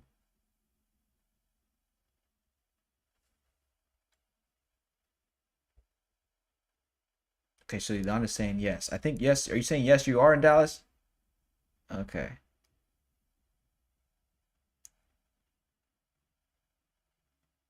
And Anna T is saying right intention is the foundation. Slim Sid said that's a powerful response, brother. I appreciate you.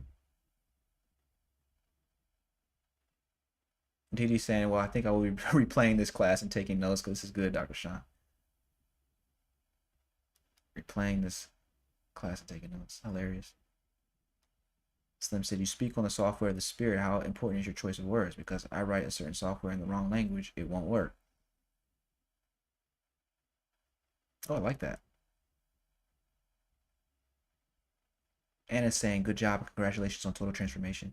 Thank you for your voice and the way you articulate. I'm able to be receptive to the knowledge from one soul to another. I am grateful. Great insight. Thank you, Anna. Thank you, Anna. Okay, Slim.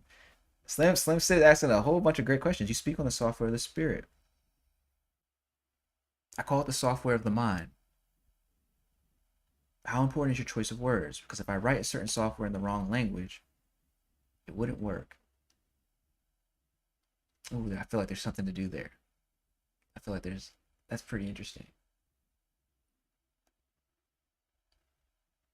Yes, I call it the software of the mind. So if you say, because if I write a certain software, you've already chosen a sort of a programming language. So you don't have a software. If you've chosen the wrong programming language, you don't have a software. It's not operational. So that metaphor would break down. I mean, this is now we're just getting into the teasy parts, but this is the kind of stuff that I like. This is stuff that nobody else likes, but it's stuff that I like. Like, the reason I chose the metaphor is because if you, Slim Sid, if you were to write a program in a software that was unrecognizable, the software doesn't work. And so it would not, that would not be a relevant example for our purposes today, because what we're talking about is a software that does work. Belief does work. Belief does work. It's the software of the mind. It does work. It's operating perfectly. The question is, how are you going to use it? It's operating perfectly. The question is, how are you going to use it? That understanding is critical, because once you understand that you have software in your mind, you can decide how you wish to interface with it. You can decide how you wish to use it. Are you going to use it for good stuff or bad stuff? You're going to use it for good stuff or bad stuff? And you are right. I think there is an element where you can say, okay, well, if you say it's reprogramming your mind, or reprogramming the software of your mind, you could reprogram the software in such a way that your belief no longer works. I think that is true. You could reprogram your confidence in such a way that it's no longer useful to you. If people start poking holes in the narrative you've been telling yourself, If people start coming around and saying, man, that's never going to work, it didn't really work that time. Someone can convince you. Oh, this is actually a good conversation. Hold on. We're about to get deep for just a second, please, please. Just for me.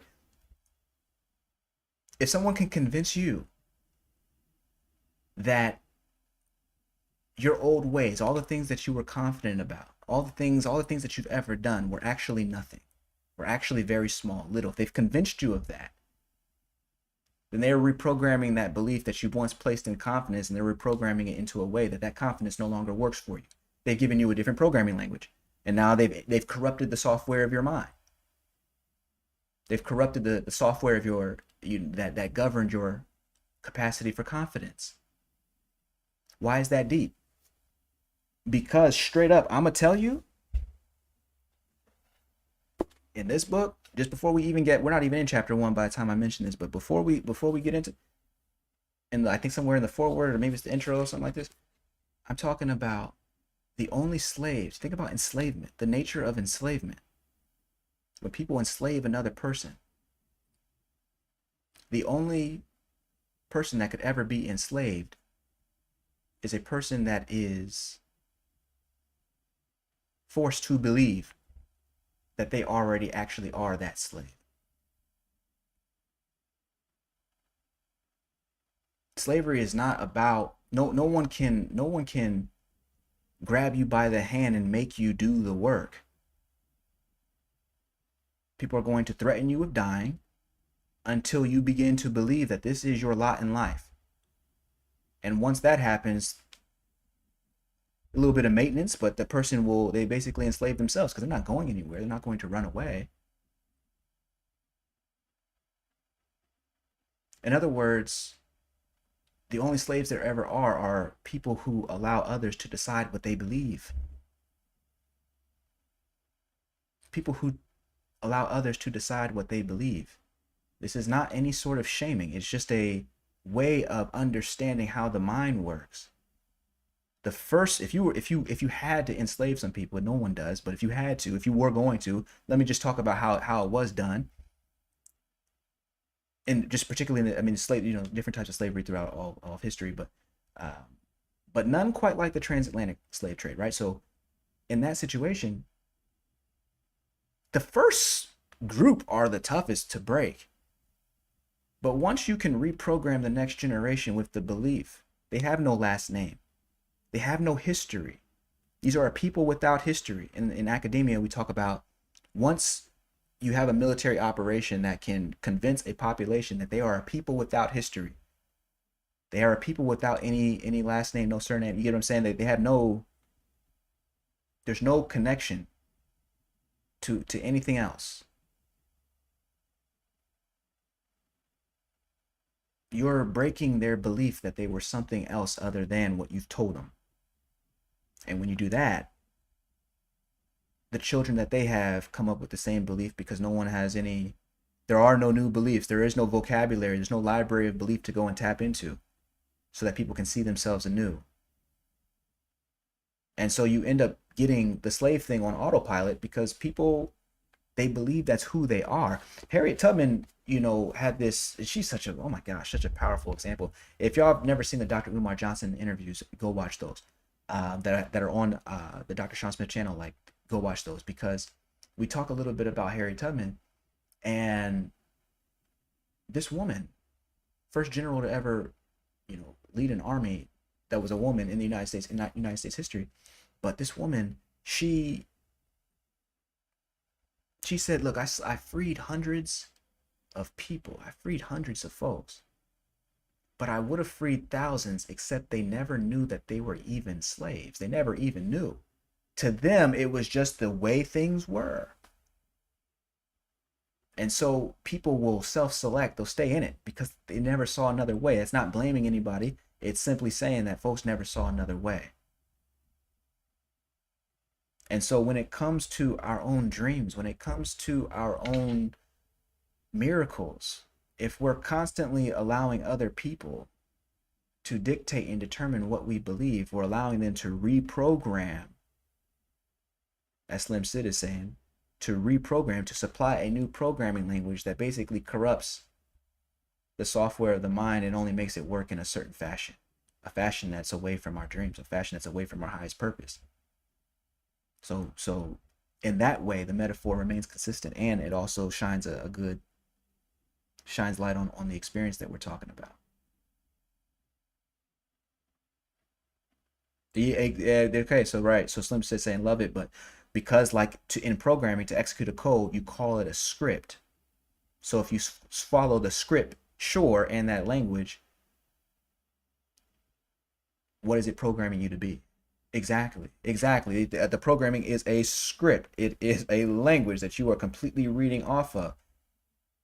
And children are the most vulnerable to this because we kind of just supply them with any language. Yes, you have your rebels, and that's very important that we have those rebellious children because those are the ones that are going to help us understand. Wait, was the script we gave you appropriate? Certainly wasn't appropriate for you, but can we ask deeper questions about it, right? So it's important. Nature, you could say God provides those children as blessings to us too. But they're the most, children in general are the most vulnerable because we're just providing them with a script in order to run the software of their mind. Bro, yes, it is important to take spiritual responsibility even over that script. And what I'm saying is that when you can divest yourself of human limitation, what you end up with is a God essence. And from there, you can now begin to ask new questions. You can now begin with a new script.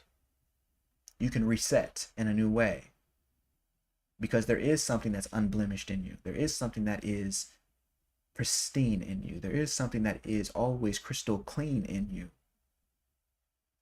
I call it the root of existence, and our point is to return to your root. You'll notice the first video is called Return to Your Roots. The first thing that has to happen before we can do anything else. I don't even want anybody watching this the video that we're doing a deep dive on. I don't even want anyone watching that video until people have begun to return to their root. We don't need to be asking any higher reprogramming questions until we return to our root, until we return to awareness, until we return to supreme consciousness, period. Don't need to. What you trying to manifest for if you don't know who you really are? Or you only have a fragmented understanding of who you really are. I'm not talking about intellectually, I'm talking about in your experience. The very experience of who you are needs to be expansive. Then when I say, hey, look, ask a few of these questions to help you build confidence and help you generate some great ideas, it doesn't seem like a stretch. It doesn't seem like a stretch. If you understand yourself as the author of existence, it doesn't seem like a stretch to ask some questions to help to prod your human mind into aligning with purpose. It doesn't seem like a stretch. That makes sense? That makes sense? Alcubulon man is saying word. Didi's saying that part. Yes. Yes, 100%.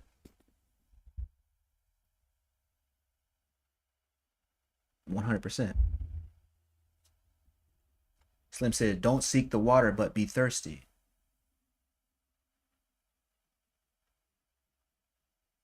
Don't seek the water, but be thirsty. This is beautiful.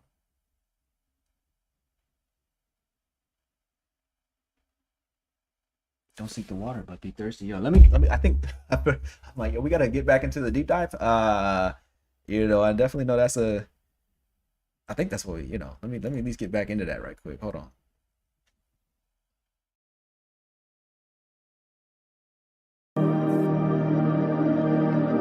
Feel that you already have a full database of memories in your head of being successful in creating the results you want. Go to them anytime you desire. Notice the new thoughts and ideas that easily show you what you now need to do when you begin to reason from the place of I've already done this before. Y'all, if y'all are catching what I'm saying, like this is the gravity of the situation.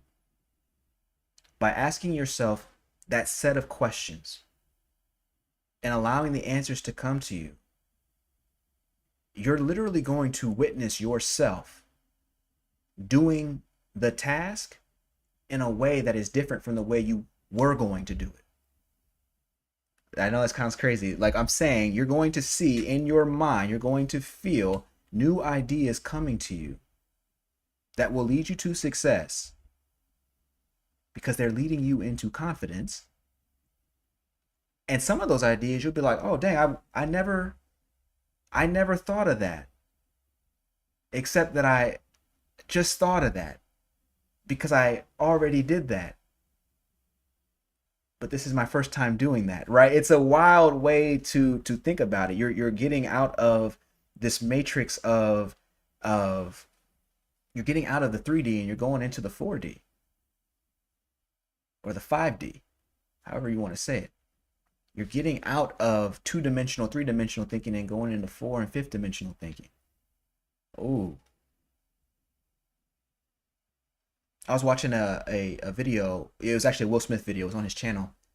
The actor Will Smith, and he was saying how he interviewed a chess master, and the chess master would say, if you want to beat your opponent, in your mind as the game is starting, put the pieces on the chessboard in your mind, arrange them in your mind the way that you want them to be when the game is finished. And then Will Smith was like, oh man, that's heavy. And I'm like, yo, we're saying the same thing. Put the chess pieces or put the pieces of your life in order in your mind as if you're already in the end. As if it's already the final movement has already happened. So chess masters are tapping into this when they play. And I'm saying you can tap into it when you play, when you do your life, when you do this play, as B says. When you do this play, you tap in just as the chess master taps in to the play. That's what I'm talking about. That's the gravity of what I'm saying here. Like, what? I'm saying that you're literally going to generate new ideas. Think of this as a brainstorming opportunity. You're literally going to generate new ideas about what to do when you reason from the place of, I've already done this. I've already did it. You'll generate ideas because think about it. The person who's done the thing 100 times, do you think they have something to offer the person who's just now doing it the first time? That's new and different? Do you think the white belt karate master who wins, I'm sorry, the white belt karate student who wins their first tournament can learn something from the black belt karate student who's winning their 100th tournament? It's the same outcome, but there's levels to this. There's differences to this. That's why we don't ask the question just one time and say, what was it like when I did it already? No, we say, what was it like when I did it already? Then what about 82 times after that?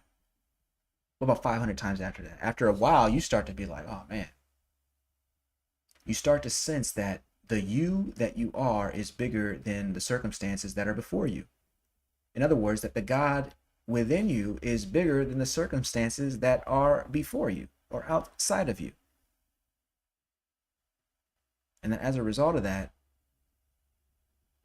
you can begin to take responsibility for those circumstances in a whole new way. A whole new way.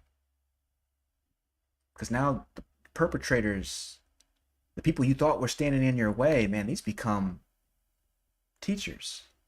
They become people who are assisting you the entire time, giving you the needed resistance so that you could find a higher way to solve the issue, to solve the challenge. This is the point. Dude, this is the point. Somebody put yes in the chat if you understand what I'm saying. If I've gone too far, then let me know.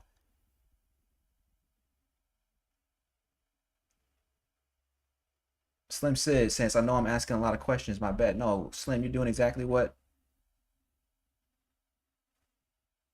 you should be doing. Christy's saying yes. She understands. Perfect. Perfect. Christy, we need to definitely I want to get you on camera because um I can tell that your Slim Sis saying yes. I can tell Christy that you've been doing you've been putting in the work. You've been putting in some work in order to if this is you've been putting in some work. Let me put it that way. So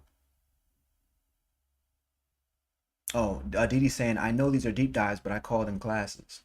Hilarious. Didi's saying yes. Didi's saying yes.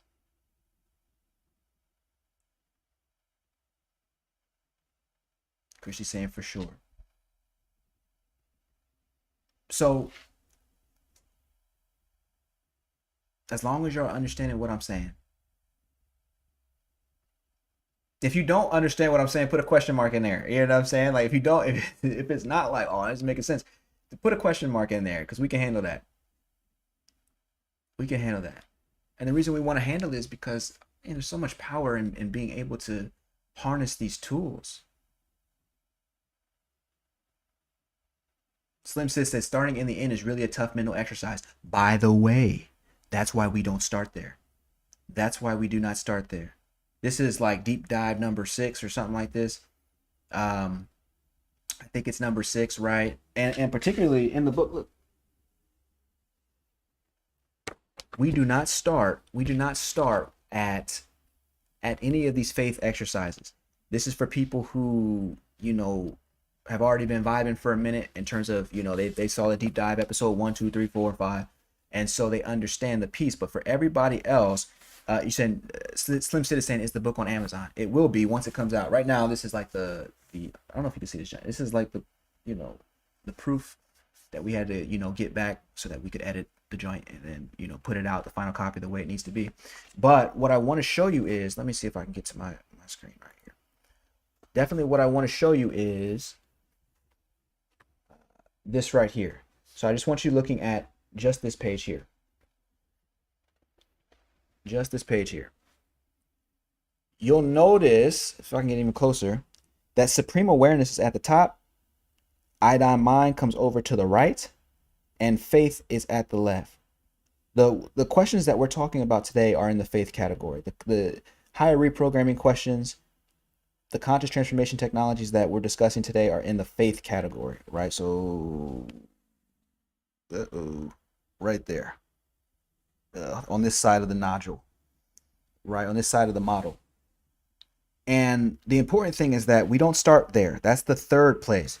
People are trying to manifest before they've appropriated their system for doing so, before they have appropriated their consciousness for doing so, before they've prepared, essentially. So yeah, if you start there, it's like, dude, it's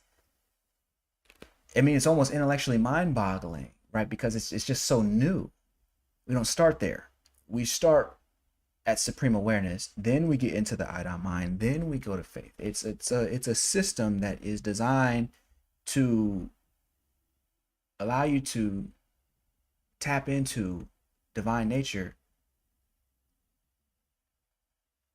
as a training regimen, as a way of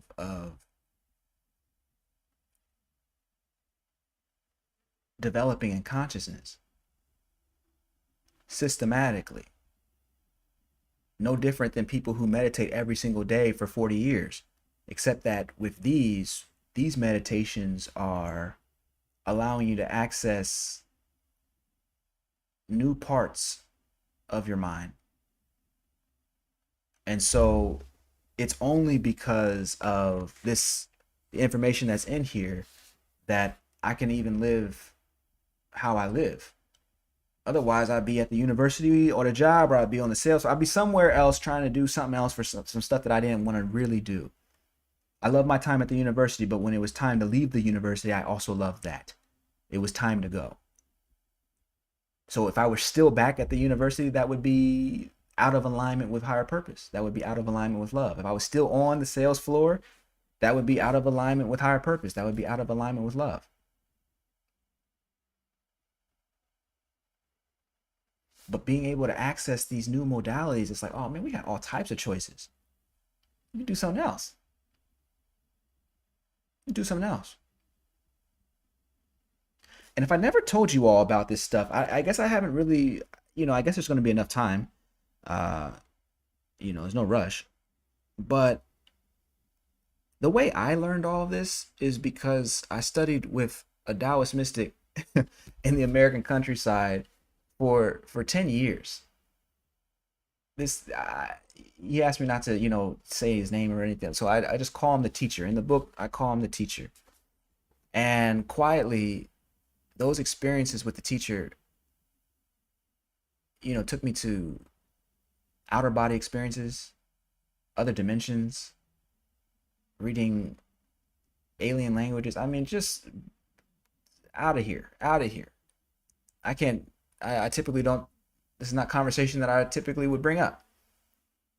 But because of the nature of what I'm talking about here,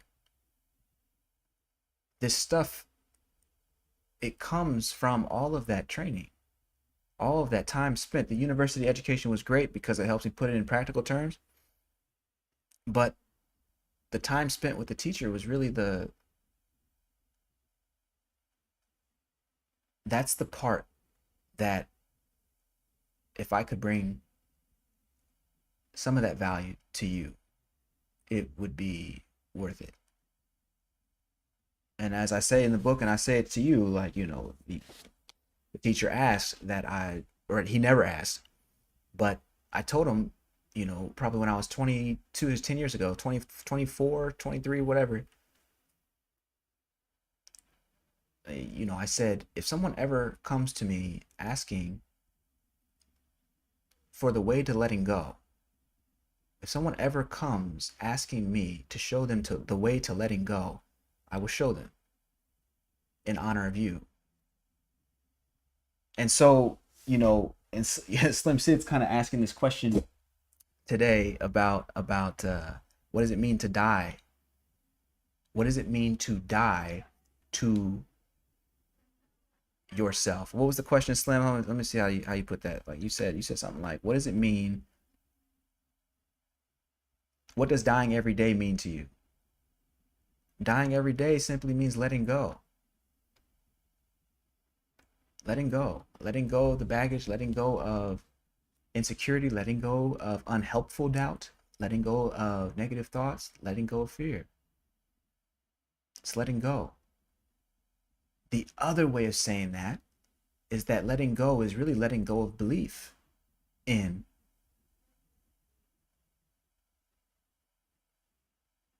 yourself as a limited person, as a small, tiny, inconsequential person.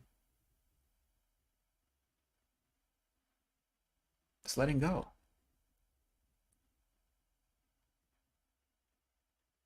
Letting go of yourself as a fragile person who needs other people to show up in a specific way in order for you to love them. It's letting go. Let go of that belief. And so that's what we're after here. This is the pursuit of letting go. What you say, dying every day, like it's dying to the belief that you need to hold on. Let that go.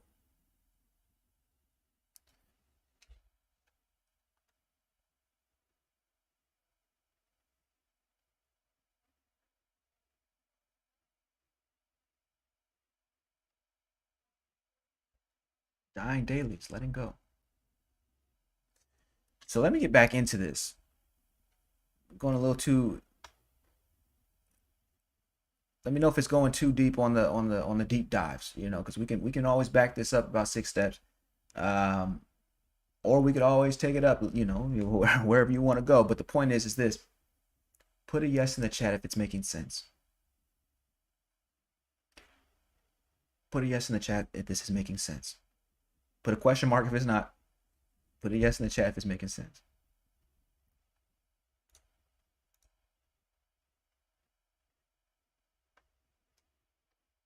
Chrissy's saying that is amazing. Love the deep dives.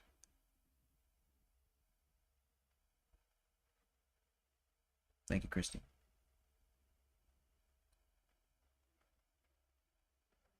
Yeah. Let's finish this. or at least get close to it, because it's already been a couple hours. The confidence that follows from your new thoughts and feelings will help you accomplish your goals, again, only for the first time. Okay. Help you accomplish your goals again, only for the first time. That's the point. I mean, I probably just took 20 minutes to explain that same thing. Like, it helps you accomplish your goals again, because in your memory, right, you've done it 1,000 times. So you're about to just do it one more time. Only this time happens to be the first time. But not at the level of feeling. At the level of feeling, which is the only level that matters. At the level of awareness, which is the only level that matters.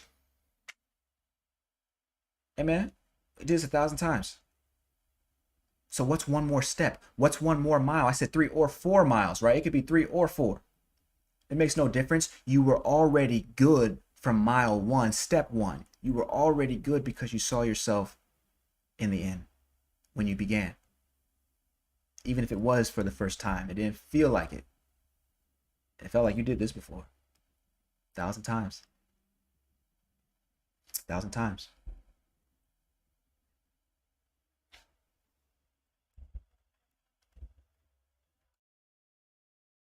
Are you seeing how this works? Spiritual responsibility means taking ownership even over how you remember. And so shift what you feel you are capable of at will. Yes, the truth has a way of finding you even amid hopeless waters. That's why. Okay, so there's a couple pieces there. You're looking to shift what you feel you are capable of at will. Christy said it. You're getting rid of self-doubt. The other way of saying that is you're building self-confidence. But you're shifting. That's the whole point. The whole point of this exercise is to be able to shift what you feel you are capable of at will. Shift what you feel you are capable of at will. Shift what you feel you are capable of at will. That's the whole point. That's the whole point. That shift gives you the courage and the ability to continue. And because we decide and define continuing as the success, to continue is success as long as continuing is in alignment with your love. As if it's still something you would love to do, then you would continue. That is success. And what we're doing is shifting what you believe you are capable of at will. Why? Because we're controlling the software of the mind. How are we doing? With higher reprogramming questions. What are those? They're a subset of conscious transformation technologies. What do those belong to? The system, the model that we call transcendent psychology, wherein the point is spiritual responsibility. You see how this works? That's the game that we're talking about here. That's what the book's about. That's what the channel's about. This whole thing is about. That's what we're doing. Because I love it. I hope you love it. That's what it is. So somebody put yes in the chat if y'all feeling me. I gotta know. I gotta know.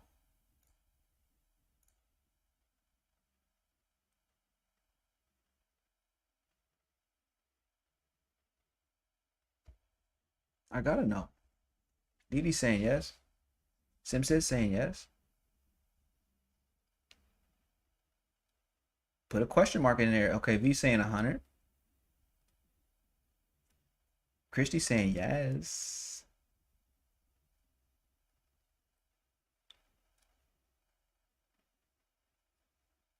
So I love this. This is actually a super important question. So Slim Sid is actually asking, he's saying, so is my doubt the absence of faith? Let me see if I can put this in a cool way. Like, I'm saying this, bro. Your doubt is faith. Your doubt is faith by another name. Right? Faith, your doubt is just the belief that you can't. It's not so what I'm saying is the reason that doubt ends up creating doubtful circumstances is because it is faith. We just call it by a different name because it's the kind of faith that usually people don't want. It's faith. You have faith that this probably ain't gonna work, or this maybe isn't gonna work. That placing that faith in that maybe becomes the feeling that you now are manifesting.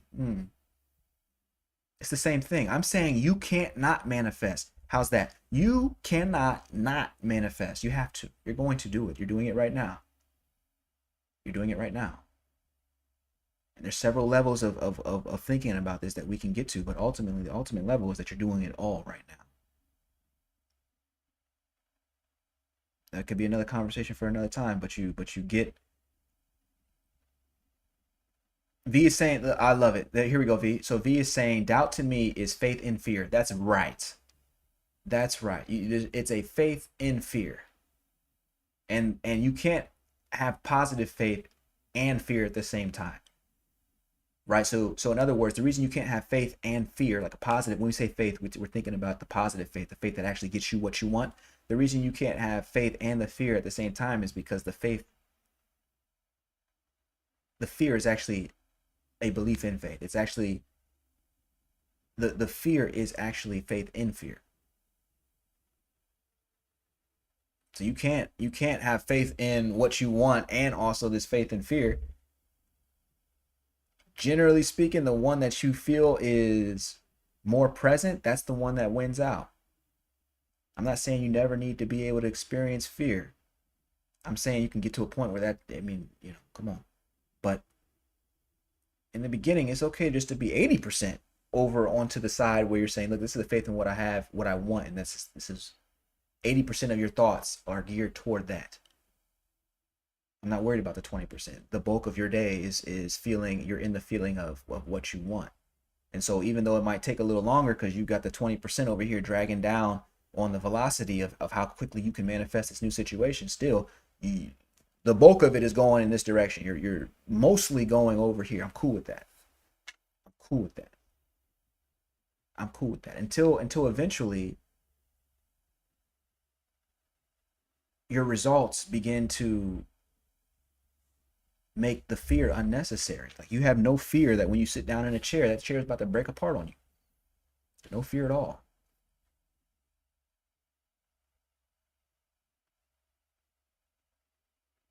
But if you sit a child into a high chair the first time, it might start crying on you because there might be a little bit of fear. Like, what is this thing? Positive faith or negative faith, either way, it's faith. And V is right on my mind with this. She says it's like the parable of the two wolves. Who wins? Which one of the two wolves is going to win? Right? It's how's that story go? V? It's kind of like, so there are two wolves. One called fear and one called confidence. We'll call it, and they're both the same strength level. They're both the same. They're both, superior hunters from their respective packs. And you put them in a room together and you put them, long term together and you make them fight every day. This is kind of getting gruesome, but this is kind of how the parable goes. And at least, this is kind of how the parable goes. But you make the wolves they're going to fight. And so it's like, well, which of the wolves is going to win? They're both strong. They're both from their respective packs. Which one's going to win? Well, the parable goes, as V is pointing out, whichever wolf you feed, right? So if you're feeding confidence, that wolf is going to be the one that wins the day. If you're feeding fear with your thoughts, with your belief, more so than anything, that's even more than thoughts, with your belief, your feeling of certainty that it is true. That's the wolf that's going to win. You see what I'm saying? So when we're talking about the software of the mind, we're talking about deciding which wolf are you going to feed within yourself. The confidence one or the fear one. Either way, they both require faith. Okay. Slim says saying you should do consultations. Yeah, dude. Here's the thing. I'm on Love's timing. Honestly, there's so many things that I'm like, oh, we could do this, and we could do this, and we could do this, and we could do this, and we could build funnels and blah blah blah blah. There's so many things I'm thinking, and I don't move. A part of this journey for me is I don't move unless I love it. Absolutely love it. I gotta love it. There's all kinds of stuff I could have already had done and blah blah blah blah blah. I don't move unless I love it. Because in my mind, what I know to be the truth is that God's voice responds to me through love. The question is, do you have the faith to listen to that voice even when somebody else, other people, your friends, your mentor group, your mastermind groups, when everybody else is saying, bro, you need to do this, this, and this? Do you have the ability to say, yeah, but I'm just gonna do what I love every day until I lose the form, until I pass out of the human form? What are you talking about? That's all I'm doing. That's all I'm doing. That's all I want to do. That's all I want to do. So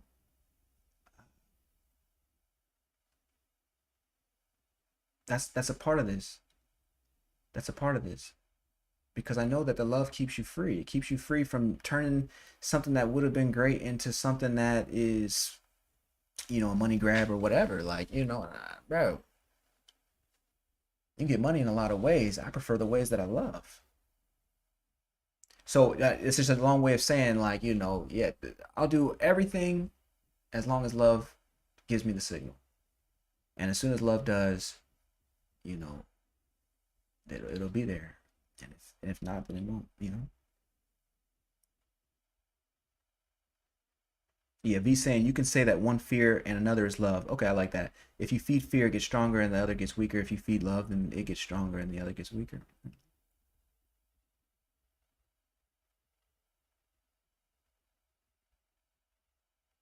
Slim says this is the age of Aquarius. You are on divine timing right now. Yeah, I mean it's like it's but when I talk about love, it also keeps my ego out of it. Because as an ego, as a personality, Dr. Shawn don't like to lose, bro. Like, you know what I'm saying? I don't like none of, like, you know what I'm saying? If I don't have enough views on a video, if I don't like, you know what I'm saying? Like, it'll start to get twisted. But stay in that love, and it's exactly what it needs to be.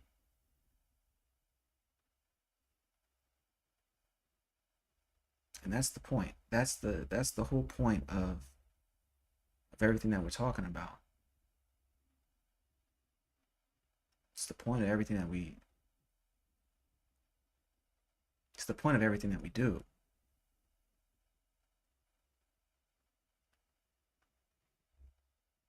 It's the point of everything that we do.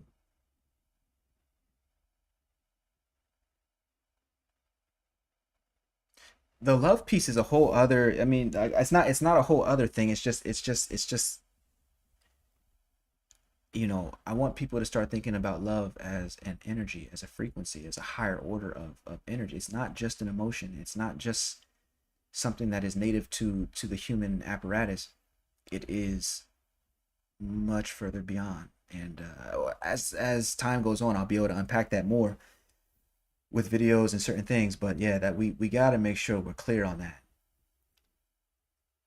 Because I personally, my goal for you, my desire for you would be that you wouldn't be trying to manifest things unless they're the things that you love. Because why fill your life up with all stuff that you thought you needed instead of the stuff that you actually wanted? Can somebody put that in the chat for me? Like, can you think of a reason?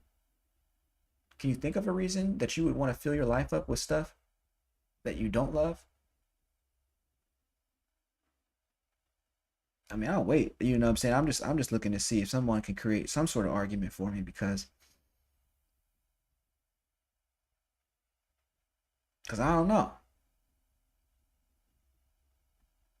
Dee Dee's saying my spirit is grateful for your teachings. We appreciate you. I'm saying I appreciate you, Dee Dee. Every day. Every day. And sometimes, I posted that new video. I saw that you went and checked out the new video, even though it's an old video. I had to repost it, and Dee Dee still will show up to watch those videos, and that tells me that there is a sincere hunger. I shout you out every live I can. Dee Dee says love is the new currency. Oh my gosh, do I have time for a story? It's kind of getting late, you know what I'm saying? But at some point, I'm gonna need you to tell you a story about you. I don't even know how to begin to actually say it, but I have to tell you a story. Um, but love is the new currency. In the story, this experience that I was having, it became divine revelation to me that love is the payment and the price. Let me say that again. Love is the payment and the price. In other words, we are to, specifically, let me keep it for myself. I am to do what I love. Right. It's the cost of being alive, so to speak. It's the price I pay. What I do what I love. In other words, if I'm going to do something, I need to love doing it. It's the admission price for doing it. And if I'm going to receive something, I need to receive it with love. It needs to be something that, if it's a true reception, if it's a true gift and reward, then it will help me access a deeper understanding of love. It's the love becomes the reward then. In other words, love is the payment and the price. It's what I pay to participate. If I'm going to do something, I better love it. It's the admission price, right? It's what I'm going to pay. And it's also what I get paid. It's also the reward. It's also my payment. The price I pay and the payment that I receive. Love is the whole thing. If that sounds simple, it's only because we haven't dug deeply enough into it. I promise you, this goes right to the root of all existence. It's so that's a whole story. Christy's even shouting you out, Didi. She's saying, "Love that, Didi." Absolutely. Alcubulon man, most people it seems do not know what they want. Alcubulon man, I had some interns. Who were graduating college. You know, they're from Clark and Morgan and a few HBCUs. I think I had some in Texas. Maybe some went to Xavier. Anyway, I had some interns, right? 22 years old means you're graduating with your bachelor's degree. And I would straight up say, okay, you know, as you're completing your internship up with me, what do you want so I can, you know, basically position my letter of recommendation for you in regard to what you want and show whatever's next for you, why the people you need to connect to next, show them why you would be a good person to connect with. And you know what I found is that people did not know what they wanted. None of these people were 22 years old, which that's old enough to, my parents were basically, you know, by the time they were 22, 23, they already had, you know, a couple kids. You know what I'm saying? Like it is a different age, but it's also like, if these are the educated among us, the bachelor's degree holders, and they've learned everything from biology to history to philosophy to political science, right, in smaller chunks, they've learned all this stuff through their K through 12 and then their undergraduate experience, but they never learned what they actually wanted or how to find it. Crazy. And I'm not saying it's crazy just for them. I'm saying that the very act of deciding what I wanted, I took like a little mini retirement for a few years because I was like, about, you know, a couple years, because I was like, yo, I'm starting projects now that there's funding for it. I'm starting projects and I'm not really into the projects. Like, I'm not into it. And so I'm not going deeper. I'm not asking the questions. I'm not going the extra mile. Secretly, I saw that I was self-sabotaging those situations because I really didn't want to be in it. And I had a whole PhD, right? I actually enjoyed what I was doing. I started the company. Oh, that's great, great, great, great. But I didn't really know what I wanted. I never thought that I wasn't really thinking that I would be a person on YouTube talking about this stuff. Like, you know what I'm saying? That's how you're out of here. Out of here. But then I got to sit and start asking questions, new questions, start tapping into that frequency of love. And that I discovered love sets the direction. Love will tell you everything that is in your destiny for you. Love will let you know. Love will let you know.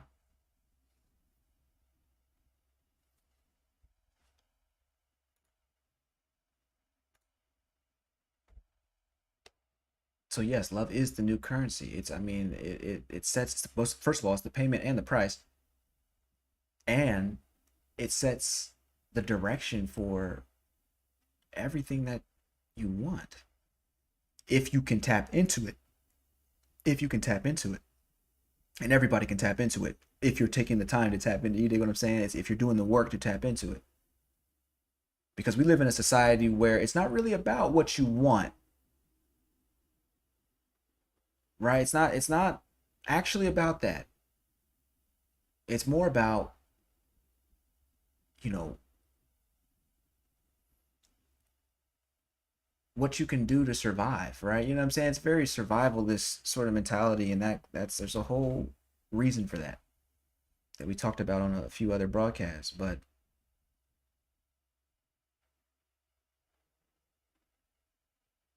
love is the point here.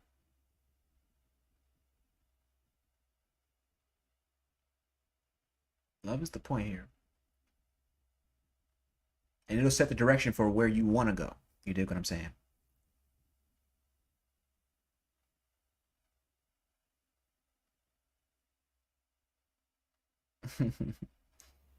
Imagination or love? Love is always the point. Because it's what you want anyway.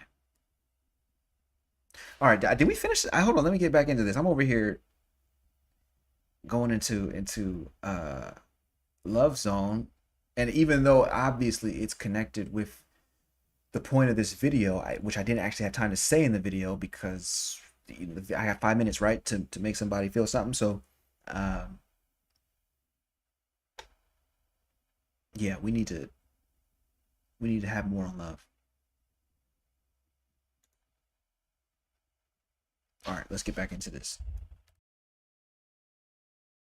Why, if you have even an inkling that you're willing to persist, to continue, that means faith is here. For the ability to manifest your final result is in you if you begin with the end.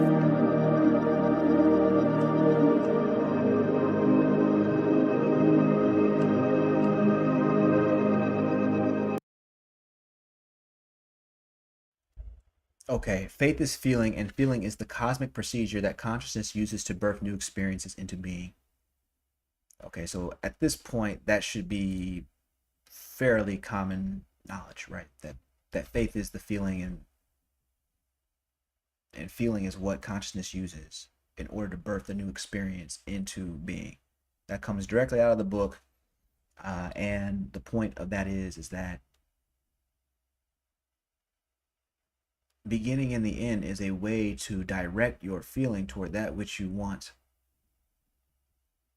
And so we say that situation, that opportunity is in you if you begin with the end. That's the whole point there.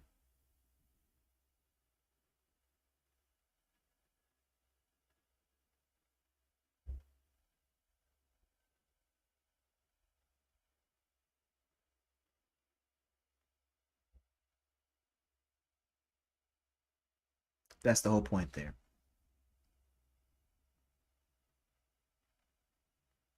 So,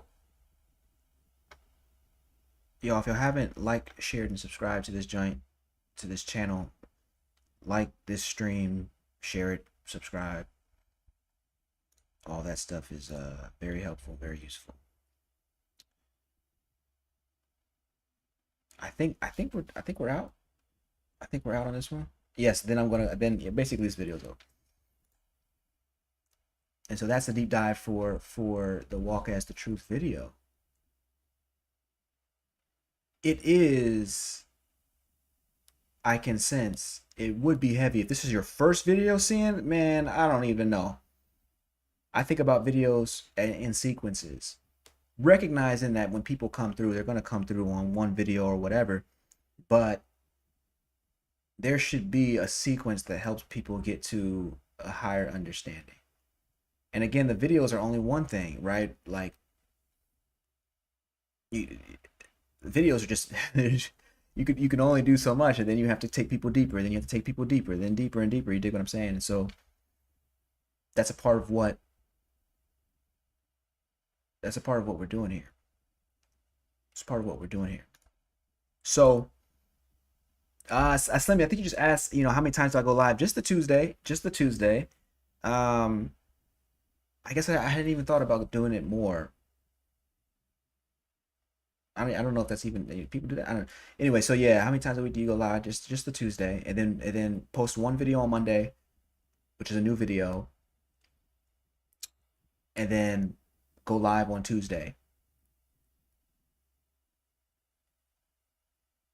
So, yeah, Slim, you said you just came across the channel, man. Yeah, I would definitely say watch some of them videos. Luxury Brain up in this baby.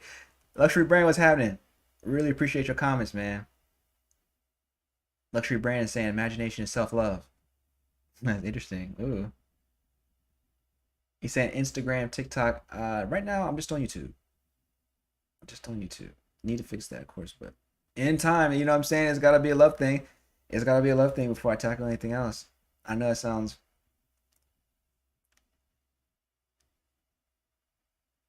I know how it sounds. But it's the code of conduct. Love is the code of conduct. I had a buddy the other day talking about, man, women are taught to follow love. I was like, bro, you don't understand. Love is the mission that was written on your heart. The Bible talks about it, and it will be, the law shall be written on their heart. I'm saying love is that law, bro. Love is that law. It is the code of conduct. Don't come to me talking about you a warrior if you're not following the code of conduct. Don't come to me. Don't come to me. I'm not impressed. I'm impressed with those who follow love. Against everything else, whatever the world is saying. That's impressive. That's impressive.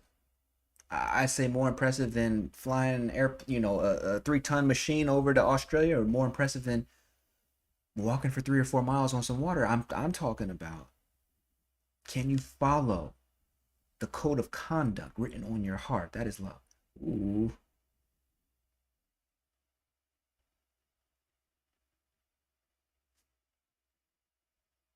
Oh, Shango's up in his mug. What's happening, Shango? Shango says, greetings all at work listening in. At work listening in. Okay. Welcome in, Shango. Welcome in. Shango. Want you to get some chance to listen back to this one, bruh. We kind of went to some different places. I think you'll enjoy it. But do come back. Also, I got new, you know what I'm saying? We trying to just make the experience a little better, you know what I'm saying? So yeah, definitely come back and check this out. When you off work. Shango, what do you do, by the way, bro? You know what I'm saying? What kind of work are you into? You know what I'm saying? I want to start knowing what y'all are doing with y'all spare time, or with your activities, how you're spending your days. I'm telling y'all, I spend my day deciding what I would love to do next, and then going and doing that. Didi says, I love the engaging interaction. Thank you for interacting. Christy likes the new background. Okay, awesome. Shango says, thank you, and I will rewind, of course. Cool. Shango, what do you do, bro? You know what I'm saying? Like, I want to get some of y'all on the lives. We did figure out the Zoom. I mean, it is 9:30, and I know people are probably tired. I know people are probably tired. Or maybe I'm just tired. But I would like to get some of y'all on. We got every week. It's the idea is to get just a little, you know what I'm saying, like something a little bit better on the live stream. Because it's super intimate, there's, dozens of people who are tuning in, and this is the place where we kind of just get to connect and all that. This isn't, you know, the other videos are what they are, and those are wonderful. I definitely, if you haven't, Slim Sid, if you've never seen the other videos, bro, go jump into something that's only 5 minutes or 6 minutes. Those are, I love making them. You know what I'm saying? So naturally, I'm going to also, love promoting them. I'm saying, yo, bro, you need to go watch those. Start anywhere. Start with the Dr. Umar joints. Start with anywhere. Those are great. But oh, you're web Slim. You're a web developer.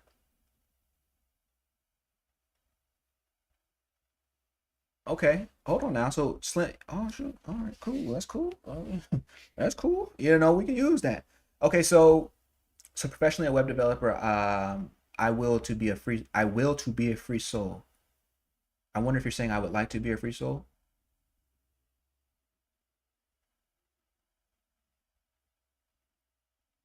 Oh man, Shango says my hands are full. Insurance agent by day, transporter by night, learning real estate too. LOL and fatherhood. Shango, why do I feel like you got a whole suite of special skills like Liam Neeson? Why do I feel like you got a whole repertoire of special skills like Liam Neeson? You talking about you're the transporter at night? That's a movie. That's a movie. Oh, Slim Sid saying I would like to be a free soul. Oh, I got news for you, my friend. Although I have good news for you. I got some good news for you. Folks, maybe I'm just sleepy. All right, I'm not that kind, LOL. So Shango's saying not that kind of transporter. But you saw the transporter, right? It was an old movie. These were kind of like, Jason Statham. Just Jason Statham. Anyway, they used to have like these movies called The Transporter, and dude, it was like the Liam Neeson before Liam Neeson, like. So when you say transporter, I'm thinking of that. I'm thinking of that. Yeah, I'm thinking that. That's hilarious. That's hilarious.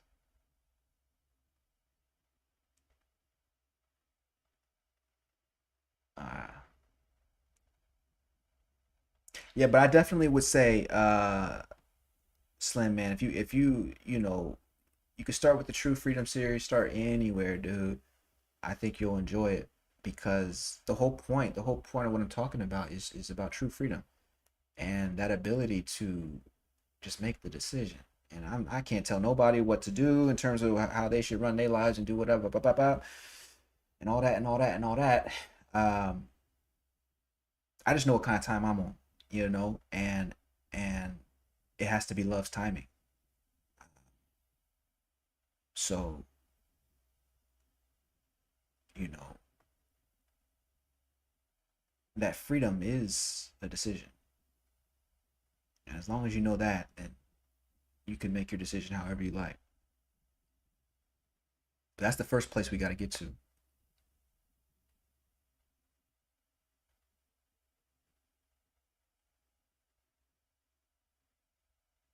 All right, y'all. Let me get up out of here, man. I want to do the lives.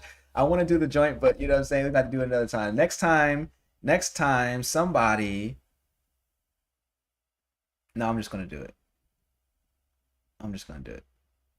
All right, y'all. Let me get up out of here. I'm starting to get, what I'm saying, like, sleepy and whatnot. Thank you so much for coming into the deep dive. Thank you so much for being here. And if you've watched this far, thank you for your sincerity in the development of consciousness. When we talk about spiritual responsibility, what we're talking about is recognizing who we truly are and behaving from that center, behaving from that divine center, where there's no need to hold aggression or anger toward anyone else, anything else, where there's no need to compare or contrast yourself with what God has for somebody else, because you know that in all of that, you are there. The totality that is you, we could call God essence. And as a result of that,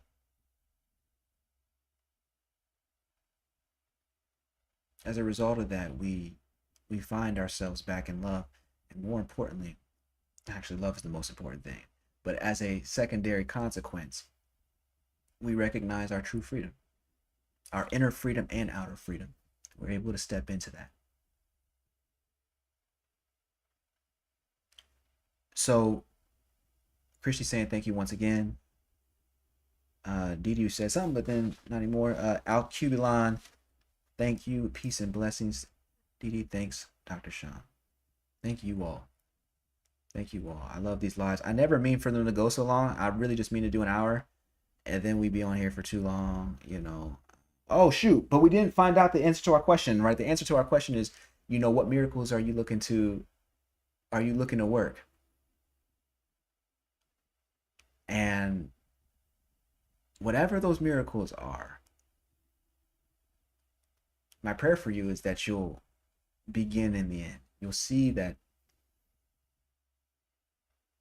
the God within you is bigger than the obstacle outside.